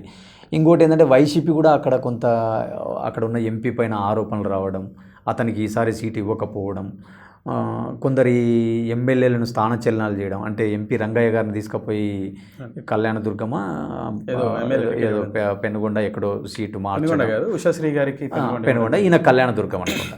సో ఇలా సీట్లు మారుస్తున్నారు. ఇంకోటి కాపు రామచంద్రారెడ్డి గారికి టికెట్ లేకపోవడం చూస్తే అంటే వైసీపీకి కూడా అక్కడ అర్థమైపోయింది. ఏమర్థమైపోయింది అనుకోవచ్చు మనం అంటే ఈసారి బలమైన అభ్యర్థులను పెట్టాలా, కొంత మనకు కూడా ఎంతో కొంత అక్కడ డిఫెన్స్ ఉంది కాబట్టి మనం చాలా గట్టి ఫైట్ ఇవ్వాలా అనేది వీళ్ళ సైడ్ నుంచి కనపడుతుంది కాబట్టి సో అనంతపురం జిల్లా 7-7 వేసుకోవచ్చు. ఈ 4-5 స్థానాలు అనంతపురంలో చాలా ప్రాధాన్యతకు సంతరించుకున్నాయి. ఒకటి పరిటాల రవి గారి భార్య అయినటువంటి రాప్తాడు, అక్కడ ఎవరు గెలవచ్చు అంటారు? రాప్తాడులో నేనేమనుకుంటున్నాను అంటే ఇంకా తోబుదుర్తి ప్రకాష్ రెడ్డి గారికి హెడ్జ్ ఉందనేది నా సమాచారం. ఇకపోతే పరిటాల రవి మొదటగా గెలిచినటువంటి నియోజకవర్గం ఏదంటే పెనుగొండ, రాజకీయ ప్రస్థానం అక్కడ అంటే గత 4 సంవత్సరాల కిందటి నుంచి తెలుగుదేశం కార్యక్రమాలను పెద్దగా తీసుకెళ్తున్నటువంటి సరిత గారికి ఎడ్జ్ ఉందని చెప్పేసి అంటూ ఉండదు. మీ వీలు ఎలా అండి అక్కడ? అంటే నేనేమంటానంటే అప్పుడు వాళ్ళు ధర్మవరం సీట్ అడుగుతున్నారు అని చెప్పి కూడా వచ్చింది. ఇప్పుడు తన లేదు, పరిటాల సునీత గారు కాదు, పెనుగొండ కాపు రామచంద్రారెడ్డి గారి కుమార్తె సవితమ్మ అని చెప్పేసి ఓకే ఓకే కురుబ సామాజిక వర్గానికి సంబంధించినటువంటి మరో వ్యక్తికి టికెట్ ఇవ్వడం జరిగింది. Okay okay. అక్కడ సిట్టింగ్ ఉన్నటువంటి ఎవరైతే ఎమ్మెల్యే మంత్రి శంకర్ నారాయణ తొలగించి స్థానానికి నాకు తెలిసి టికెట్ ఇవ్వలేదు. ఉషాశ్రీ గారికి అక్కడ కళ్యాణదుర్గం ఎమ్మెల్యే ఎవరైతే ఉషాశ్రీ గారిని చేయడం జరిగింది. తను స్థానికేతరులు అవ్వడం, తర్వాత నియోజకవర్గానికి సంబంధం లేని వ్యక్తి ఇప్పుడు ఒక నెల కిందటి నుంచే వచ్చి గ్రౌండ్ వర్క్ చేసుకుంటుంది అనేది. అదే ఏమంటానంటే అదే చెప్పాను కదా నేను ఇందాక, స్థానికేతరుడు అనే ఒక ఫీలింగ్ వచ్చినప్పుడు ఫైట్ ఎంతో కొంత వన్ సైడ్ అవుతుంది ఖచ్చితంగా. అంటే ఇప్పుడు మన ఊరోనికి ఇంపార్టెంట్ ఇద్దాం పారా, బయటోనికి ఏమి ఇవ్వాలా అనే ఒక చర్చ వచ్చిందనుకో ఆ ఎన్నికల సమయంలో, ఖచ్చితంగా ఇంపాక్ట్ ఉంటుంది దాని ఇంపాక్ట్. అందుకే అంటాను నేను, అనంతపురం జిల్లాలో ఈ షీట్ షెఫ్లింగ్ కానీ షేర్ షెఫ్లింగ్ కానీ, ఇప్పుడు ఎవ్రీ టైము మన వ్యూహాలు సక్సెస్ అవుతాయి అనుకోవడం కూడా మూర్ఖత్వం. ఇప్పుడు ప్రతోడు యుద్ధంలో పాల్గొనేటోడు ఏమనుకుంటాడు, నేనే గెలుస్తాను అనుకుంటాడు కదా, నేనే గెలుస్తాననే అనుకుంటారు ఎవరైనా. కానీ ఒక్కొక్కసారి మిస్ఫైర్ అయ్యేటువంటి అవకాశాలు కూడా ఉంటాయి కదా. ఈ హిందూపురం హ్యాట్రిక్ సాధ్యపడుతుంది అంటారా బాలకృష్ణ గారికి? ఖచ్చితంగా బాలకృష్ణ గారికి విజయ అవకాశాలు ఉంటాయి అనేది నా భావన. ఇక ఉరవకొండ తీసుకుంటే పైవలకేశ్వర గారు, ఉరవకొండ అంటే ఖచ్చితంగా ఏంటంటే ఆయన ఏంటంటే ఎట్లుంటుందంటే ఆయన ఓడిపోతే పవర్లోకి వచ్చారు, ఆయన గెలిస్తే పవర్లో ఉన్నారు అనేది నడిచింది అనేది చూసినాము. మరి చూద్దాము, ఆ నియోజకవర్గం కాసేపు ఓళ్ళలో పెట్టేద్దాం. ధర్మవరం నాకు చెప్పినటువంటి పెద్ద ఎత్తున భూ కబ్జాల ఆరోపణలు వచ్చినాయి, అలాగే ప్రజల్లో నిత్యం కూడా ఆయనకు ప్రజా ఆర్భాటం ఉంది, మీడియా ఆర్భాటం ఉంది తప్ప గ్రౌండ్లో లేదు అనేటువంటిది ఆయన మీద చాలా ఉన్నాయి. కాకపోతే ఏంటంటే అక్కడ నాకు తెలిసినంత వరకు ఏంటంటే ఆయనకు అడ్వాంటేజ్ ఏంటంటే అక్కడ 2-3 వర్గాలు ఉన్నాయి. సూరి వర్గము, పరిటాల శ్రీరామ్ వర్గము, ఇట్లా ఈ వర్గాలు ఉన్నాయి. వాళ్ళల్లో ఎంతవరకు కోఆర్డినేషన్తో పనిచేసుకుంటారు అనేది చాలా కీలకం. సో వారే మళ్ళీ గెలిచే అవకాశం ఉందంటారా? అదే కొంత అడ్వాంటేజ్ ఉన్నట్టే కదా. ఇప్పుడు నీ బలం లేకపోయినా ప్రత్యర్థుల ఏమంటారు దాన్ని, ఐకమత్యం లేకపోవడం కూడా నీకు అడ్వాంటేజ్ అవుతుంది కదా. తాడిపత్రి తీసుకుంటే జేసీ దివాకర్ రెడ్డి గారి కొడుకు, తాడిపత్రిలో ఏమైనా ఈసారి మళ్ళీ జేసీ కుటుంబం రావచ్చేమో అని నేను అనుకుంటున్నాను. ఎందుకంటే ఒక బలమైన కుటుంబం, ఒక బలమైన నేపథ్యం ఉన్న కుటుంబం. మోరోవర్ ఏంటంటే ఆయననే అన్నాడు, మేము ప్రచారం చేసుకుంటా కారులో వచ్చి కూర్చుంటే కావాలి జగన్, రావాలి జగన్ అని హమ్ చేసుకుంటున్నామని. అంటే ఆ రోజు జగన్మోహన్ రెడ్డి గారి వేవ్ ఆ స్థాయిలో ఉండింది. సో ఈరోజు ఏంటంటే అక్కడ వర్గాల వారీగా రాజకీయం జరుగుతుంది, ఇటు బలమైన వర్గం అటు బలమైన వర్గం. సో ఈరోజు వాళ్ళ అధికారానికి దూరం అయ్యి 5 ఏళ్ల నుంచి ప్రజల్లో దగ్గరగా ఉంటారు. తాడిపత్రి ఒక్క చోట కాదు, రాయలసీమ 52 నియోజకవర్గాలు వర్గాలు ఉంటాయి కదా, దాదాపుగా 40 పైచిలకి నియోజకవర్గాల్లో వర్గాలు ఉంటాయి. కాబట్టి తాడిపత్రి కొంత టీడీపీకే అవకాశాలు ఉండొచ్చు అనుకుంటాను. కడప తీసుకుంటే 10 స్థానాల్లో ఈసారి మళ్ళీ క్లీన్ స్వీప్ అయ్యే అవకాశం ఉందా? 1, 2, 3 తెలుగుదేశంకి ఏమైనా అవకాశం ఉందంటారు? నేనేమనుకుంటున్నా అంటే ఒక 2 స్థానాలు ఏమన్నా ఉండొచ్చేమో అనుకుంటున్నాను. అంటే బేస్డ్ ఆన్ టికెట్లు డిక్లరేషన్, ఇంకా టికెట్లు డిక్లేర్ కాలే. మనం టికెట్లు డిక్లేర్ అయినప్పుడు మళ్ళీ ఒకసారి చర్చ కూర్చుందాము. అంటే అభ్యర్థుల బలాబలాలు, వాళ్ళ వ్యక్తిగత చెరిస్మాటిక్, వాళ్ళ వ్యక్తిగత హిస్టరీని బట్టి మనం అసెస్ చేస్తే బాగుంటుంది. ఇప్పుడు వ్యక్తులను అజంప్షన్ చేసుకొని చేయడం కరెక్ట్ కాదు. నేనేమంటా అంటే మొదటి నుంచి కూడా కడప జిల్లా వైఎస్ఆర్ కుటుంబానికి అండదండలు ఉండడం వల్ల వాళ్ళకి గెలవడం చూస్తున్నాం, ఎంపీగా కానీ ఎమ్మెల్యేలుగా కానీ. ఈరోజు ఏంటంటే కొంత జమ్మల మడుగులో కొంత వ్యతిరేకత బాగా వినపడుతుంది వైఎస్ఆర్సీపీ అభ్యర్థి పైన. సో టీడీపీ అభ్యర్థి అయిన భూపేష్ పైన కొంత అనుకూలమైన వాతావరణం కనపడుతుంది మనకు బాగా. కాబట్టి ఏంటంటే ఒక జమ్మల మడుగు కొంత ఛాన్సెస్ ఉండొచ్చు అనేది ఇప్పుడు మనకున్న సమాచారం. ఇంకొక నియోజకవర్గం తీసుకుంటే ఏంటంటే ప్రొద్దుటూరులో ఒకవేళ వరదరాజుల రెడ్డి అభ్యర్థిగా ఉంటే కొంత టఫ్ ఫైట్ ఉండొచ్చు అనేది. అంటే ప్రవీణ్ రెడ్డి ఉంటే మళ్ళీ వన్ సైడ్ ఉంటుంది వారు, వరదరాజుల రెడ్డి గారు ఉంటే కొంత సీనియారిటీ ఉండడం, అదిగాక ఎమ్మెల్యే పైన కూడా కొన్ని ఆరోపణలు చూసినాం.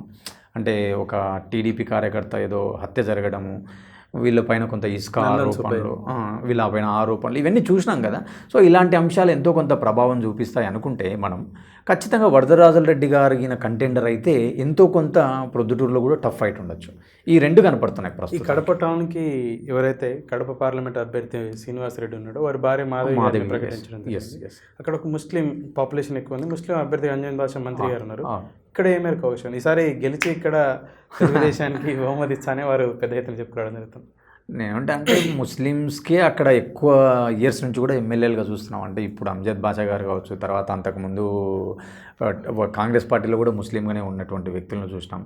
కాబట్టి మనం హిస్టారికల్గా తీసుకున్నప్పుడు అక్కడ ముస్లిం సామాజిక వర్గమే, అంటే టీడీపీ అయినా కాంగ్రెస్ అయినా వైఎస్ఆర్సీపీ అయినా కూడా అక్కడ ముస్లిం అభ్యర్థులే చాలా సందర్భాల్లో ఎమ్మెల్యేగా ఉన్నారు కాబట్టి in terms of population, in terms of సామాజిక వర్గం కొంత ముస్లిమ్స్కి ఎక్కువ అవకాశం ఉంది అనేది నా భావన. ఈ వీరశివారెడ్డి అని చెప్పేసి అని కర్నూలు కడప తెలుగుదేశం పార్టీ అధ్యక్షుడిగా ఉండి అంటే జిల్లా అధ్యక్షుడిగా ఉన్నప్పుడు మునుపెన్నడు లేని విధంగా అప్పుడు 5, 6 స్థానాల్లో గెలవడం జరిగింది. ఐ థింక్ 6 స్థానాలు రాజశేఖర రెడ్డి గారి హవా నడిచే సందర్భంలో వారు అధ్యక్షులుగా ఉండి అక్కడ తెలుగుదేశం జెండాను 6 అభ్యర్థులను గెలిపించడం జరిగింది. వారు మళ్ళీ మొన్నటి వరకు ఇనాక్టివ్ ఉండి తెలుగుదేశం పార్టీకి దూరంగా ఉండి వారు ఎవరో కాదు పొద్దుటూరు ఇన్ఛార్జ్ ఎవరైతే ఉన్నారో ఉక్కు ప్రవీణ్ గారు పెద్ద వారు మళ్ళీ కూడా కమలాపురం మాజీ ఎమ్మెల్యే వారి ప్రభావం ఈసారి ఏమైనా ఉండొచ్చు అంటారా? వారి ప్రభావం అలాగే ఇప్పుడు జగన్మోహన్ రెడ్డి గారి సోదరిమణులైనటువంటి సునీతారెడ్డి గారు, షర్మిలారెడ్డి గారు అపోజ్ అయ్యారు కదా, మా అన్నకు ఓటు వేయద్దని ఓపెన్గా కామెంట్ వేదిక ద్వారా అదే ఉంటుంది. ఇంపాక్ట్ నేనేమంటానంటే మ్యాసివ్ ఇంపాక్ట్ ఉంటుంది అనుకోవట్లేదు. షర్మిల ఇంపాక్ట్ కానీ సునీత ఇంపాక్ట్ కానీ వాళ్ళు ఏదో ఒక 2-3 నియోజకవర్గాల్లో ఒక 4-5 మండలాల్లో వాళ్ళకున్న బంధుత్వాలు స్నేహాలతో కొంత ఇంపాక్ట్ చేయగలరు. కానీ ఎమ్మెల్యే అభ్యర్థులను ఓడిపోయేంత కానీ ఎమ్మెల్యే అభ్యర్థులను గెలిపించేంత స్థాయిలో వాళ్ళ ఇమేజ్ కానీ వాళ్ళ చరిస్మాటిక్ లేదనేది నా భావన. అదే నేనేమంటే అదే అంటున్నా కొన్ని మండలాల్లో ఏమన్నా చీల్చగలరు అంటే ఇప్పుడు కమలాపురం నియోజకవర్గం లేదా పులివెందల్లో ఒక 2-3 ఏదైనా మండలాలలో బంధుత్వాలు, జమ్మలమడుగు సైడ్ ఏదైనా ఒక ఎర్రగుంట్ల కానీ కొండాపురం మండలాలలో ఉండే బంధుత్వాలు, ఇటు సైడు కమలాపురం నియోజకవర్గం, అట్లా కొన్ని మండలాలలో వాళ్ళు ఏమైనా బంధుత్వాలు ఉండడం వల్ల చీల్చగలరు. కానీ నియోజకవర్గ స్థాయిలో గెలుపోటములను శాసిస్తారని అయితే నేను అనుకోవడం. ఈ మైదుకూరు పరిస్థితి పుట్టా సుధాకర్ యాదవ్ గారు 2 సార్లు పోటీ చేసి తెలుగుదేశం నుంచి ఓడిపోవడం జరిగింది. టీటీడీ మాజీ చైర్మన్ అలాగే ఎన్మల గారి వియంకుడు. అక్కడ మైదుకూరు పరిస్థితి మీకేమైనా? ఇప్పుడు ఆయనకు టికెట్ ఆయనకే ఇచ్చినారు. ఇప్పుడు రఘురామరెడ్డి గారు ఆయన ఇప్పుడు నువ్వు మైదుకూరు ముఖ చిత్రం చూస్తే ఎట్లుంటుందంటే 1982 నుంచి అక్కడ ఇద్దరే ఎమ్మెల్యేలు ఉంటే డిఎల్ రవీంద్రారెడ్డి లేకపోతే మెట్టుపల్లె రఘురామరెడ్డి గారు, వీళ్ళిద్దరే అక్కడ ఎమ్మెల్యేలుగా పనిచేస్తున్నారు. ఇంకా మూడో వ్యక్తి ఆడ రవీంద్రారెడ్డి గారు జగన్మోహన్ రెడ్డి గారికి యాంటీగా ఉన్నారు. అదే అంటనా ఇప్పుడు ఆయన ఏంటంటే 2019లో ఆయన కొంత జగన్మోహన్ రెడ్డి గారికి మద్దతు ఇవ్వడం జరిగింది. ఈరోజు ఆయన సైలెంట్గా ఉంటారా లేకుంటే బహిరంగంగా టీడీపీకి మద్దతు ప్రకటిస్తారా? ఇప్పుడు షర్మిల కూడా ఆయన ఇంటికి పోవడం జరిగింది కదా, షర్మిల కూడా కలవడం జరిగింది. కానీ ఆయన బహిరంగంగా ఎక్కడ ఇంకా మద్దతు ప్రకటించాలి. అదే నేను ఏమంటానంటే కొన్ని స్థానాలను మనం అభ్యర్థులను ప్రకటించిన తర్వాత బేస్డ్ అని కొన్ని అజంప్షన్స్తో మాట్లాడడం కంటే కొంత డెసిషన్స్ వచ్చినాక మాట్లాడితే బాగుంటుంది. సరే, ఓవరాల్గా తీసుకుంటే రాయలసీమ గతంలో 49 స్థానాలు వచ్చినాయి కదా, ఈసారి ఒక 15-20 స్థానాలు ఏమైనా తెలుగుదేశానికి అవకాశం ఉందంటే? అదే నేను అంటున్నాను కదా ఇందాక, అనంతపురంలో ఒక 7 వేసుకున్నా, కర్నూలులో ఒక 4 అనుకున్నా, తర్వాత 6 అనుకున్నాం మనము, 3 అనుకున్నాం కదా, 6 ఒక 7 తీసుకుంటే 13 స్థానాలు అవుతున్నాయి అక్కడ. అంటే ఓవరాల్గా మొత్తం కడప చిత్తూరు అట్లా తీసుకున్నప్పుడు నేనేమనుకున్నా అంటే ఓవరాల్గా మనం ప్రిడిక్షన్స్ ప్రకారం తీసుకుంటే ఒక 15 స్థానాలలో ఏమైనా ఈసారి టీడీపీకి there will be a chance. ఎందుకంటే వర్గాలు రాజకీయం ఎక్కువ, అక్కడ వర్గ రాజకీయం ఎక్కువ కాబట్టి వాళ్ళు కూడా కొంత అసంతృప్తులనండి, ఇక్కడోళ్ళు అక్కడ పోవడం, అక్కడోళ్ళు ఇక్కడ రావడంతో. అది కాక ఇంకొకటి అడ్వాంటేజ్ ఏముంటుందంటే ఎమ్మెల్యేగా ఉన్నప్పుడు నువ్వు ప్రజలను కలవలేవు, ప్రతిపక్ష నాయకుడిగా ఉన్నప్పుడే నువ్వు ఎమ్మెల్యేలను కలవడం, వాళ్ళ ఇండ్లకు పోవడం, సావుకు పోవడం, పెళ్ళికి పోవడం, ఫంక్షన్లకు పోవడంతో కొంత ర్యాపట్ వస్తుంది ప్రతిపక్ష అభ్యర్థులకు. సో దానివల్ల వర్గాల వల్ల నేను ఈ యాంగిల్లో కొంత అసెస్ చేస్తున్నాను ఒక 15 స్థానాలు రావచ్చు అని. ఇక్కడే 15 స్థానాలు వస్తే బేసిక్గా తెలుగుదేశం పార్టీని సమర్థించే వ్యక్తులు, అంటే తెలుగుదేశం పార్టీ అధికారంలోకి వస్తుందని వాదన వినిపించే వ్యక్తులు చెప్పుకొచ్చేది ఏంటంటే ఈసారి ఒక 15-20 స్థానాల్లో రాయలసీమ నుంచి అవకాశం ఉంటుంది. గుంటూరు, కృష్ణా జిల్లాల నుంచి మెజార్టీ స్థానాలు 25 నుంచి 30 పై చిలుకున్నటువంటి 33, 34 ఐ థింక్ 34 స్థానాలు ఉన్నాయనుకుంటా 2 జిల్లాలను కలిపి. అక్కడ ఈసారి ఒక 25 పైగా తెలుగుదేశానికి వచ్చే అవకాశం ఉంది. ఏదైతే అమరావతిని షిఫ్ట్ చేశారో ఆ అంశం కారణం చేత అని చెప్పేసి. శ్రీకాకుళం, విశాఖపట్నం తీసుకున్న, విజయనగరం తీసుకున్న అక్కడ కొన్ని స్థానాలు వస్తాయి. ఈస్ట్ వెస్ట్ ఒకవేళ కమ్మా కాపు కన్సోలిడేట్ అవుతాయి, ఈ జిల్లాలో కూడా 34 ఉంటాయి. ఈ తెలుగుదేశం జనసేన ఒకవేళ అలయన్స్ని అంగీకరిస్తే కార్యకర్తలు అక్కడ కూడా మంచి స్థానాలు వస్తాయి, 30కి పై చిలుకు గవర్నమెంట్ ఈజీగా ఫామ్ చేయొచ్చు అని చెప్పేసి అంటారు. ఆ పరిస్థితి ఉందంటారా? నేనేమంటానంటే ఇప్పుడు ఒక 2 జిల్లాలలో ఒక ప్రాంతంలో మనకుంది, ఇంకొక ప్రాంతంలో వాళ్ళకుంది. సో ఇలాంటి అజంప్షన్స్ కంటే ఇప్పుడు ఓవరాల్గా 175 స్థానాలు మనకున్నాయి. సో ఇప్పుడు 175 స్థానాల్లో ఈరోజు వైసీపీ బలం ఎంత? 151 స్థానాలు. టీడీపీ బలం ఎంత? 23 స్థానాలు. సో ఈరోజు మళ్ళీ జనసేన ఉంది. ఇప్పుడు 2014లో కానీ 2019లో కానీ జనసేన నామినల్ అంటే వాళ్ళ అభ్యర్థులను పెట్టలేదు 14లో కాబట్టి టీడీపీకి కలిసి వచ్చింది.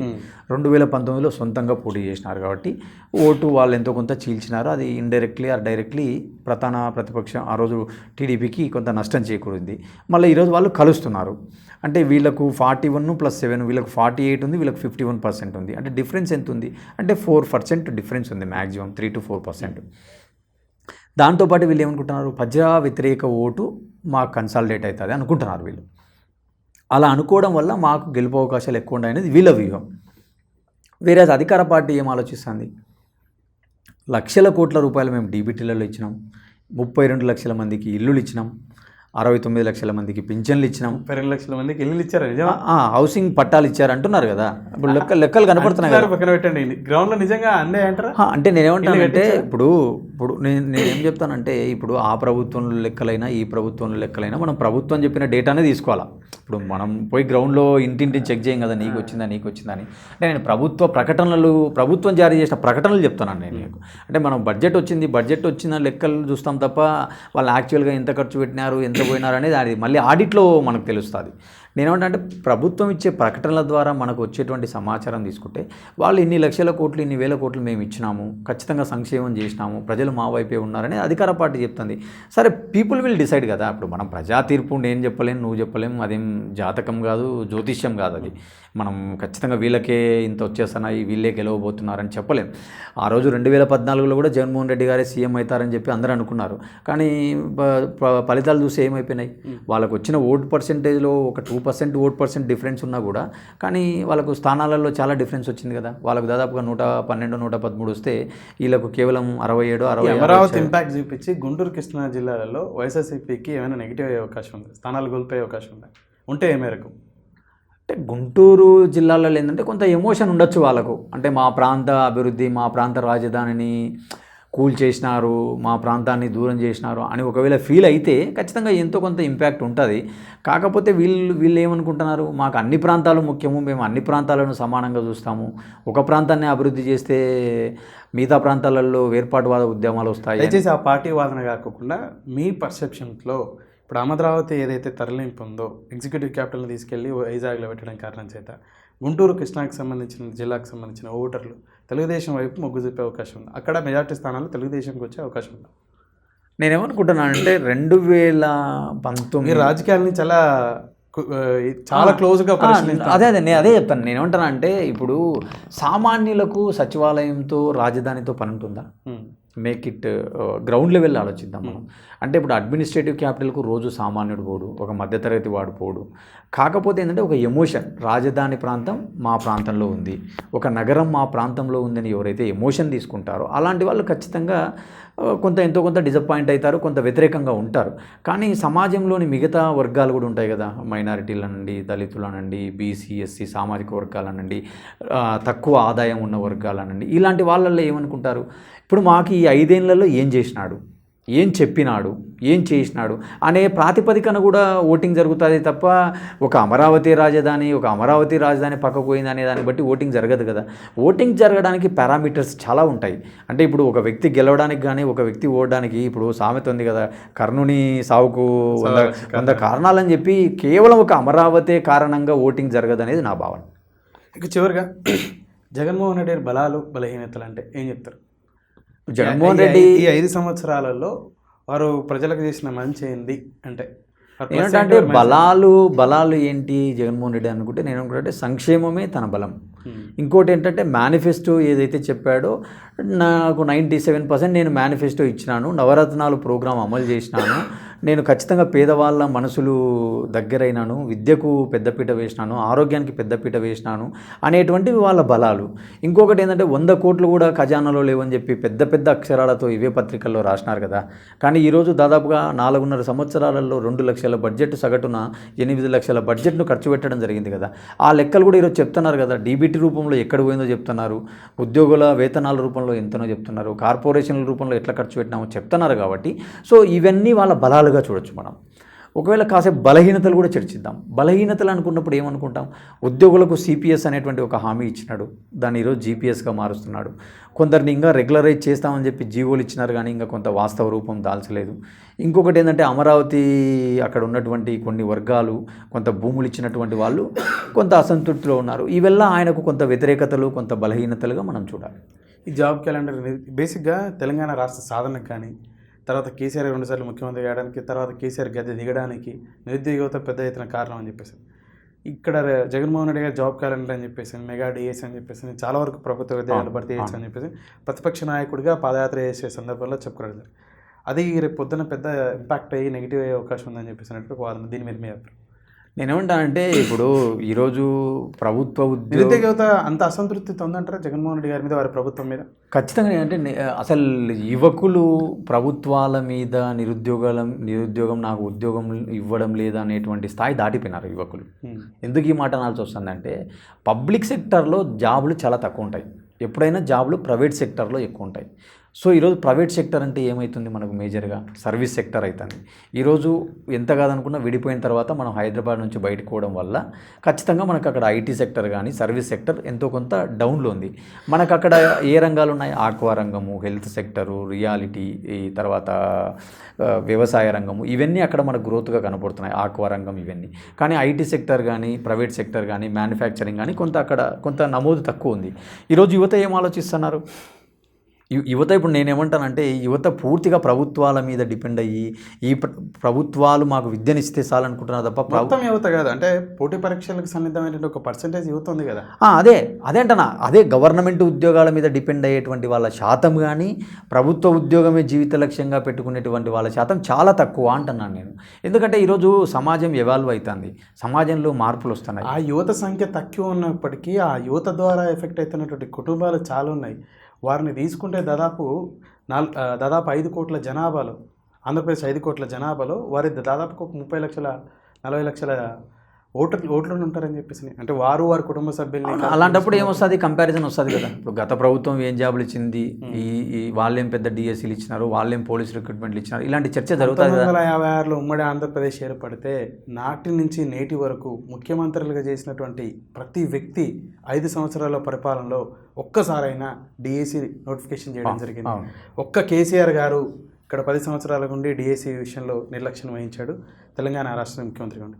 ఇక్కడ జగన్మోహన్ రెడ్డి గారు 5 సంవత్సరాలు విద్యా వ్యవస్థను బలోపేతం చేసినటువంటి జగన్మోహన్ రెడ్డి గారు బళ్ళో బోధించే వ్యక్తుల్ని ఈ 5 సంవత్సరాలలో ఎంతమంది రిటైర్ అయ్యారు? గతంలో ప్రతిపక్ష నాయకుడిగా వీరే ఎన్ని ఖాళీలు ఉన్నాయని చెప్పేసి అన్నారు. కానీ ఈ రోజు చెప్తున్నటువంటి మాట ఏంటి? అది ఎన్నికల ముందుగా మళ్ళీ డిఎస్సీ నోటిఫికేషన్ ప్రకటించారు కదా. అదేంటన్నా, ఎన్నికల ముందు డిఎస్సి ఏదో ప్రకటించారు, అది కూడా పూర్తి స్థాయి జంబో డిఎస్సి కాదు, ఏదో తక్కువ స్థాయిలోనే ప్రకటించారనే విమర్శలు, ఆరోపణలు చూస్తున్నాం. ఇప్పుడు షర్మిల గారే ఆరోపణలు చేసినారు నిన్న, డిఎస్సిలో మెగా డిఎస్సి జంబో డిఎస్సి కాదు, ఏం కాదు, ఏదో అని మాట్లాడడం జరిగింది. అంటే ఖచ్చితంగా కొన్ని వర్గాల ప్రజలలో కొంత యువతలో ఉండొచ్చు. అంటే ఇప్పుడు బీఈడి చేసిన వాళ్ళకు ఒకటే రూటే కదా, ఇప్పుడు టీచర్ జాబ్ అనేది వాళ్ళకు ఒక ప్రధాన అజెండాగా ఉంటుంది. కాబట్టి అలాంటి వర్గాలలో కొంత అసంతృప్తి ఉండొచ్చు. నేనేంటంటే జనరలైజ్గా చెప్పాను. అంటే మళ్ళీ దీంట్లో పోలీసు ఉద్యోగాలు ఆశించేవాడు, మిలిటరీ ఉద్యోగాలు ఆశించేవాడు, గ్రూప్ 1 ఆశించేవాడు, గ్రూప్ 2 ఆశించేవాడు, సాఫ్ట్వేర్ ఆశించేవాడు, సివిల్ సర్వీస్ ఆశించేవాడు, ఇట్లా చాలా కేటగిరీస్ ఉంటాయి. మళ్ళీ మనం సపరేట్గా మనం కేటగారికల్గా మాట్లాడుకుంటూ పోతే కాకపోతే డిఎస్సి మీద కొంత ఆశలు పెట్టుకున్న వాళ్ళు ఎంతో కొంత నిరుత్సాహపడవచ్చు. విద్యా వైద్యం 5 సంవత్సరాల జగన్మోహన్ రెడ్డి పాలనలో మెరుగుపడిందా అంటే మీరు సింగిల్ లైన్ ఆన్సర్ ఏం చెప్తారు? ఖచ్చితంగా ఇన్ఫ్రాస్ట్రక్చర్ ఎంతో కొంత మెరుగైంది కదా, మన కళ్ళ ముందు కనపడుతున్నాయి కదా. ఇప్పుడు నాడు నేడు స్కూల్లో అభివృద్ధి కాలేదా? ఇప్పుడు నేను అదే అంటాను, రాజకీయ నాయకులు మీరు విమర్శలు చేయండి. ఇప్పుడు టీడీపీ వాళ్ళు ఉన్నారు, జనసేన వాళ్ళు ఉన్నారు. ఇప్పుడు సిపిఎస్ హామీ ఇచ్చినాడు కదా, మరి ఎందుకు అమలు చేయలేదు దాని మీద ప్రశ్నించండి. సంపూర్ణ మద్య నిషేధం అన్నాడు కదా, ఎందుకు అమలు చేయలేదు దాని మీద ప్రశ్నించండి. ఇప్పుడు నాడు నేడు అనేది ఇప్పుడు ఎంతో కొంత పేదవాడు ఏమనుకుంటాడు, ఇప్పుడు నువ్వు నేను చాలా పల్లెటూరులో చదువుకున్నాం. ఇప్పుడు మన ఊర్లో బస్సు ఎక్కి బడిపోయే పిల్లోనికి మామూలు బడిపోయేటోనికి ఒక ఆత్మన్యూన్యత భావం ఉంటుందా? ఉండదు. 100% ఉంటుంది కదా. అంటే మనం ఎప్పుడు మన పిల్లోని అట్లాంటి స్కూల్కి పంపించాలా, మన పిల్లవాడు ఎప్పుడు మంచి బూట్లు వేసుకోవాలా, మన పిల్లవాడు ఎప్పుడు మంచి డ్రెస్ వేసుకోవాలని ఒక పేద తండ్రికి ఉండదా? సో అలాంటివన్నీ కొంత మార్పు కాదా? అంటే మీరు అలాంటివి అభినందిస్తూనే ఇంకొక పాయింట్ చెప్పండి కావాలంటే, అంటే స్కూళ్ళలో ఇన్ఫ్రాస్ట్రక్చరు పెరిగి ఏదో అన్నం పెడతానే బట్టలు వేసుకుంటానే కాదు, మంచి విద్య కూడా ఉండాలా, మంచి టీచర్లు కూడా ఉండాలా అని చెప్పి అసలు స్థితి లేని ఇది లేకోకుండా అవి ఉండే కూడా ప్రయోజనం లేదు కదా, బోధించే వ్యక్తి లేకోకుండా అవన్నీ అంటే అదే అంటాను. వీళ్ళు ఇప్పుడు నేనేమంటానంటే ఇప్పుడు ఈ గవర్నమెంట్ ఏం చేస్తుంది, ముందు వాళ్ళు ఒక ఇన్ఫ్రాస్ట్రక్చరు, ఒక కండుసివ్ వాతావరణం, అంటే పిల్లలు బడికి రావాలంటే ముందు బడి వాతావరణం బాగుండాలి. ఈ 5 సంవత్సరాల కాలం వాతావరణం నింపుకోవడానికి సరిపోయిందా? అంటే టీచర్స్ ఉన్నారు కదా ఆల్రెడీ, అక్కడ టీచర్స్ ఉన్నారు, కాకపోతే అంటే కొత్త ఉద్యోగాలు లేవు. ఇప్పుడు ఆల్రెడీ నీకు టీచర్ల మీద ఒక బలమైన ఆరోపణలు ఉన్నాయి. ఏమున్నాయి? టీచర్స్ పైన 70,000 80,000 జీతాలు తీసుకుంటున్నారు. వాళ్ళు ఎప్పుడు స్కూళ్ళకి వస్తున్నారో ఎప్పుడు పోతున్నారో లేదు. డ్రాప్ అవుట్స్ ఎక్కువగా ఉంటున్నాయి. స్కూళ్ళకు బడి పిల్లలు కూడా రావడంలే. కార్పొరేట్ విద్య ఎక్కువైపోయింది. ప్రైవేట్ స్కూళ్ళకు రకరకాల బస్సుల ద్వారా ప్రైవేటు యాజమాన్యాలు ఊర్లోకి వచ్చి పిల్లలను చేర్పించుకుంటున్నాయి అనే చర్చ కూడా వస్తుంది. కానీ నేను ఏమంటానంటే ఈ నాడు నేడు వల్ల అసలు పిల్లలకు మెరుగైనారా అవెల్ల కాసేపు పక్కన పెడితే నువ్వు ఊర్లో చూడు, కావాలంటే నువ్వు మీ గ్రామంలో పోయి చూడు, నీకు తెలుస్తుంది. నేను మా గ్రామంలో పరిశీలించిన కాబట్టి చెప్తాను నేను. ఇప్పుడు చాలామంది అనేటువంటి మాట ఏంటంటే, ఇప్పుడు ఇంత నాడు నేడులో బడి జగన్మోహన్ రెడ్డి అభివృద్ధి చేసినా కూడా ధనికుల పిల్లలు ఎవరు ఆ బడిలో పోవడంలే అంటున్నారు. అంటే ఇప్పుడు ప్రభుత్వాలు ఉండేది ధనికుల కోసమా పేదల కోసమా? పేదల పిల్లలైనా ఈరోజు నాడు నేడు కింద ఆ ప్రభుత్వ బడులకు పోతున్నారంట. అదే చెప్తాను నేను. మా ఊర్లో నేను అబ్జర్వ్ చేసినప్పుడు నాకు అర్థం ఏంటంటే పేద కుటుంబాల వాళ్ళే ఉంటున్నారు అందులో. కేవలం బీసీ ఎస్సీ ఎస్టీ వర్గాల పిల్లలే బడిలో పోతున్నారు. గతంలో ప్రైవేట్ స్కూళ్ళకి వెళ్ళేటువంటి పిల్లలు ఈరోజు నాడు నేడు కింద స్కూళ్ళు డెవలప్ అయిన తర్వాత ప్రభుత్వ బడులకు వెళ్ళడం ప్రారంభించారా? అంటే అది కొంత ఏమైనా మున్సిపాలిటీ ప్రాంతాలలో జరుగుతుందేమో అలాంటిది. అంటే ఇప్పుడు కొన్ని ప్లేస్లలో నో అడ్మిషన్ బోర్డులు కూడా చూసినాం మనం ప్రభుత్వ పాఠశాలలు. అంటే ఏమైనా గుంటూరు, విజయవాడ, విశాఖపట్నం ఇలాంటి ప్రభుత్వ పాఠశాలల్లో జరుగుతుండొచ్చు. కానీ గ్రామీణ ప్రాంతాలలో టౌన్లో చదివేవాడు వచ్చి మళ్ళీ గ్రామీణ స్కూళ్ళల్లో జరుగుతున్నాడు అనేది అయితే కొంతవరకు. గ్రామాల్లో కూడా వారి మండలంలో ఉన్నటువంటి ప్రైవేట్ స్కూళ్ళకి పంపించేవాళ్ళు. వాళ్ళు అక్కడ ప్రైవేట్ స్కూల్లో విరమించుకొని ఈ నాడు నేడు కింద డెవలప్ అయినటువంటి ఆ ప్రభుత్వ బడికి, ఆ గ్రామంలో ఉన్నటువంటి ప్రభుత్వ బడికి పంపిస్తున్నారా? అది ఎక్కడ జరిగింది? కొన్ని ప్లేస్లలో జరిగింది. ఏ రకంగా జరిగింది? మీ పిల్లోడు ఇదే స్కూల్లో చదివితేనే మీకు అమ్మ ఒడి ఏదో డబ్బు వస్తుందని చెప్పారు కదా, 16,000 ఎంతో.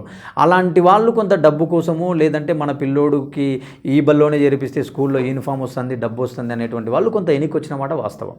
రైట్ రమాకాంత్ గారు, చివరిగా 5 సంవత్సరాల జగన్మోహన్ రెడ్డి పాలన మీద మీరు వేసేటువంటి మార్కులు ఏంటంటే? నేనేమంటా అంటే ఖచ్చితంగా 10 out of 6 ఇవ్వచ్చు అనేది నా అభిప్రాయం.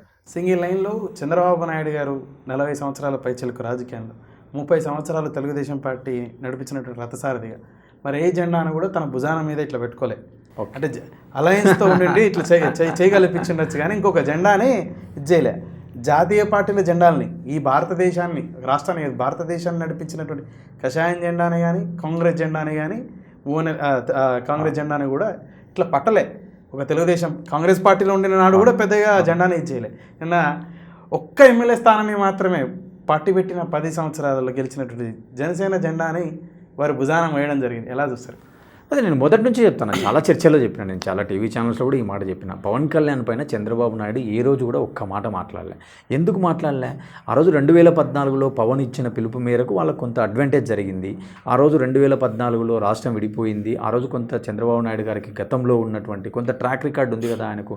అంటే హైదరాబాద్ నగరం డెవలప్ చేసినాడనండి, లేదా ఐటీ సెక్టర్లో ఆయన కొంత ముద్ర ఉంది. ఇట్లాంటి కొన్ని పాజిటివ్స్, ఆయనకు అనుభవం ఉంది. రాష్ట్రం విడిపోయిన సందర్భంలో కొంత అనుభవజ్ఞుడు ఉంటే బాగుంటుంది. సో ఇలాంటి అనుకూలతలకు తోడుగా 2014కు ముందున్నటువంటి 2 యూపీఏ ప్రభుత్వాల్లో జరిగిన అవినీతి అక్రమ ఆరోపణలు, కొత్తగా మోడీ ప్రధాని అవ్వబోతున్నాడనే ఒక ప్రామినెంట్ ఫేసు వలన, ఇంకా దానికి అదనంగా పవన్ కళ్యాణ్ గారి బలంతో ఆ రోజు టీడీపీ అధికారంలోకి రావడం అందరికీ తెలుసు ఆ విషయం. సో దాన్ని దృష్టిలో పెట్టుకొని 2019లో పవన్ దూరం అవ్వడం వల్ల 7.2% ఓట్ బ్యాంక్కి దూరం చేసుకున్నాడు. అంటే ఆయనకు అర్థమైపోయింది పవన్ దూరం అవ్వడం వల్ల మనం నష్టమే తప్ప లాభం లేదని.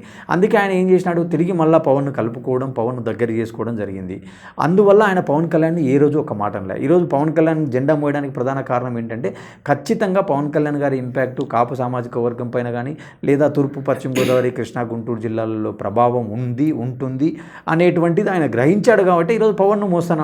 అంటే రాజకీయాల్లో తప్పేముంది పొత్తు పెట్టుకోవడంలో? ఇప్పుడు రాజకీయంలో ఎవరి వ్యూహాలు వాళ్ళు పన్నుతారు, గెలుపే లక్ష్యంగా వాళ్ళ వ్యూహాలు పన్నుతారు. స్థానాలు 24 తీసుకున్నప్పటికీ, అంటే 24 సీట్లే తీసుకున్నప్పటికీ, ఇది ఏదైతే చంద్రబాబు నాయుడు గారు చేసిన చర్య ఏదైతే ఉందో, ఇది పవన్ కళ్యాణ్ సాధించిన విజయంగా చాలామంది అభిప్రాయపడుతున్నారు, ముఖ్యంగా వారి జన సైనికులు. అంటే ఇప్పుడు పొత్తు ధర్మం అంటే ఏంటి? పొత్తు ధర్మం అంటే ఏంది? మ్యూచువల్ కాన్సెంట్, అంటే మ్యూచువల్ రెస్పెక్ట్, అంటే విన్ టు విన్. ఈ రెస్పెక్ట్ ఎప్పుడు చేయలేదు చంద్రబాబు నాయుడు గారు, మొదటగా చేశారు. ఇప్పుడు ఎన్నికల టైం కదా, మీరు అట్లా అనుకుంటారు. చాలా ఎన్నికల టైంలో కూడా ఇంతకుముందు నేను ఇందాక చెప్పే కదా, అదే ఇప్పుడు సరే, ఇప్పుడు అది పక్కన పెడితే 2014 ముందు మీరు ఒకసారి గుర్తుందో లేదో, ఆ రోజు ఇదే జూబ్లీ చెక్ పోస్ట్లో వాళ్ళ ఇంటి దగ్గర 100 ఓట్లు ఉన్నాయి, 50 ఓట్లు ఉన్నాయి అన్నవాడు కూడా చంద్రబాబు నాయుడు కండువ వేసినాడు. ఇప్పుడు ఒక ముఖ్యమంత్రి స్థాయి వ్యక్తి 14 ఏళ్ళు ముఖ్యమంత్రి, అంతకుముందు 10 ఏళ్ళు చేసినారనుకోండి, అన్ని సంవత్సరాలు ముఖ్యమంత్రిగా పనిచేసినటువంటి వ్యక్తి 100 ఓట్లు ఉన్నటువంటి 50 ఓట్లు ఉన్నటువంటి కూడా కండువ వేస్తాడా? ఏదో ఒక జిల్లా అధ్యక్షునితో కండువా వేయించుకొని జిల్లాలోనే పని కానీ చేయొచ్చు కదా. కానీ జూబ్లీ హిల్స్ చెక్ పోస్ట్ సమీపంలో ఉండే ఆయన నివాసంలో ప్రతోడికి కండువా వేసినాడు. అంటే అర్థమైంది, నాకు 50 ఓట్లు ఉన్నవాడు అవసరమే, 10 ఓట్లు ఉన్నవాడు అవసరమే అని కండువాలు వేసి అందరినీ ఆయన హక్కును చేసుకున్నారు. పవన్ కళ్యాణ్ గారికి 2019లో 7.2% ఓట్ బ్యాంక్ ఉంది కదా. ఓకే, పవన్ కళ్యాణ్ అంటున్నాడు నా బలం పెరిగింది అన్నాడు కదా, ఆయనే అన్నాడు కదా. మీ దృష్టిలో నేనేమనుకుంటున్నా అంటే పవన్ కళ్యాణ్కు ఎంతో కొంత తూర్పుగోదావరి పశ్చిమ గోదావరి జిల్లాల్లో కొంత సబ్స్టాన్షియల్గా ఒక 2-3% పెరిగిండొచ్చు అనుకుంటున్నా. Maybe it would be around 10%. Through state పెరగలేదంటారా? ఎందుకంటే ఇంతకుముందు ఆంధ్రప్రదేశ్ రాష్ట్రంలో తిరిగింది, కార్యక్రమాలు చేసింది తక్కువ. 19 తర్వాత అంటే జగన్మోహన్ రెడ్డి మీద ఉన్న కోపత్తున ఇంకా ఇతరతర కారణాల చేత ఇంకాసింత ఎక్కువగా రాజకీయ పర్యటనలు చేయడం జరిగింది, కొన్ని కార్యక్రమాలు చేయడం జరిగింది. తద్వారా ఏమైనా 7 నుంచి మీరు చెప్పినట్టు అదే నేను ఏమంటా అంటే 7 నుంచి 10% అయింటారు తప్ప రీజన్ వైజ్ నేను చెప్పలేను. అంటే రాయలసీమలో పవన్ కళ్యాణ్కి ఓట్ బ్యాంక్ పెరిగింది అయితే నేను అనుకోవట్లేదు. రాయలసీమలో కాపులు వారి వైపు ముగ్గే అవకాశమే లేదు. ఎందుకంటే నేను ఎందుకంటున్నా అంటే సంస్థాగతంగా బలంగా ఉండాలి నరసింహ. ఒక పార్టీకి ఆర్గనైజేషన్ స్ట్రెంత్ ముఖ్యం. ఇప్పుడు నా ఇమేజ్తో నీ ఇమేజ్తో నువ్వు కొంతవరకే నీకు బేస్ వస్తుంది. నువ్వు ఆ బేస్ని ఆధారంగా నువ్వు ఎక్స్పాన్షన్ చేసుకోవాలి. సో ఆ ఎక్స్పాన్షన్ లేదు అక్కడ. ఎక్స్పాన్షన్ లేనప్పుడు నీకు ఓట్ బ్యాంక్ ఎట్లా వస్తుంది? నేను అదే అంటున్నప్పుడు మనం కూడా వాస్తవాల ఆధారంగా మాట్లాడాలి కదా. అజంప్షన్ చేసుకొని ఎట్లా మాట్లాడతాం? తూర్పుగోదావరి పశ్చిమ గోదావరిలో ఎందుకు ఉంది అని ఎందుకు మాట్లాడాల్సి వస్తుంది అంటే, లోకల్ బాడీ ఎన్నికల్లో టీడీపీ నాయకత్వము చంద్రబాబు నాయుడు చేతులు ఎత్తేసినా కూడా కొన్ని ఎంపీటీసీలు జెడ్పీటీసీ స్థానాల్లో జన సైనికులు కొట్లాడినారు కాబట్టి అక్కడ కొంత బేస్ ఉంది అంటాను. సో అక్కడ కొంత పెరిగింది ఓట్ బ్యాంక్ అంటాను. బట్ చివరిగా రేపు పార్లమెంట్కి ఎన్నికలు కూడా రాబోతోంది, ఇటు తెలంగాణలో కానీ అటు ఆంధ్రప్రదేశ్లో కానీ. ఎన్ని స్థానాలలో అధికార పార్టీలకు అవకాశం ఉంటుందంట, ఇటు కాంగ్రెస్కి కానీ అటు వైసీపీకి కానీ? అంటే తెలంగాణలో చూసుకుంటే ఖచ్చితంగా కొంత కాంగ్రెస్కే ఎడ్జ్ ఉండే అవకాశాలు కనపడుతున్నాయి తెలంగాణలో. సో ఏపీలో చూసుకుంటే ఏంటంటే రకరకాల సర్వేలు వీళ్ళకు 17 అని చెప్పి ఇండియా టుడే చెప్తుంది, టైమ్స్ నౌ వీళ్ళకు 17 అని చెప్తుంది. సో రకరకాల చర్చలు వినపడుతున్నాయి. చూద్దాం, ఇంకా మనం ఈ అంశాలపైన పూర్తి స్థాయిలో మాట్లాడాలంటే కొంత డేటా రావాల్సి ఉంది. అభ్యర్థులను ప్రకటించిన తర్వాత will plan it. Right, fine, thank you.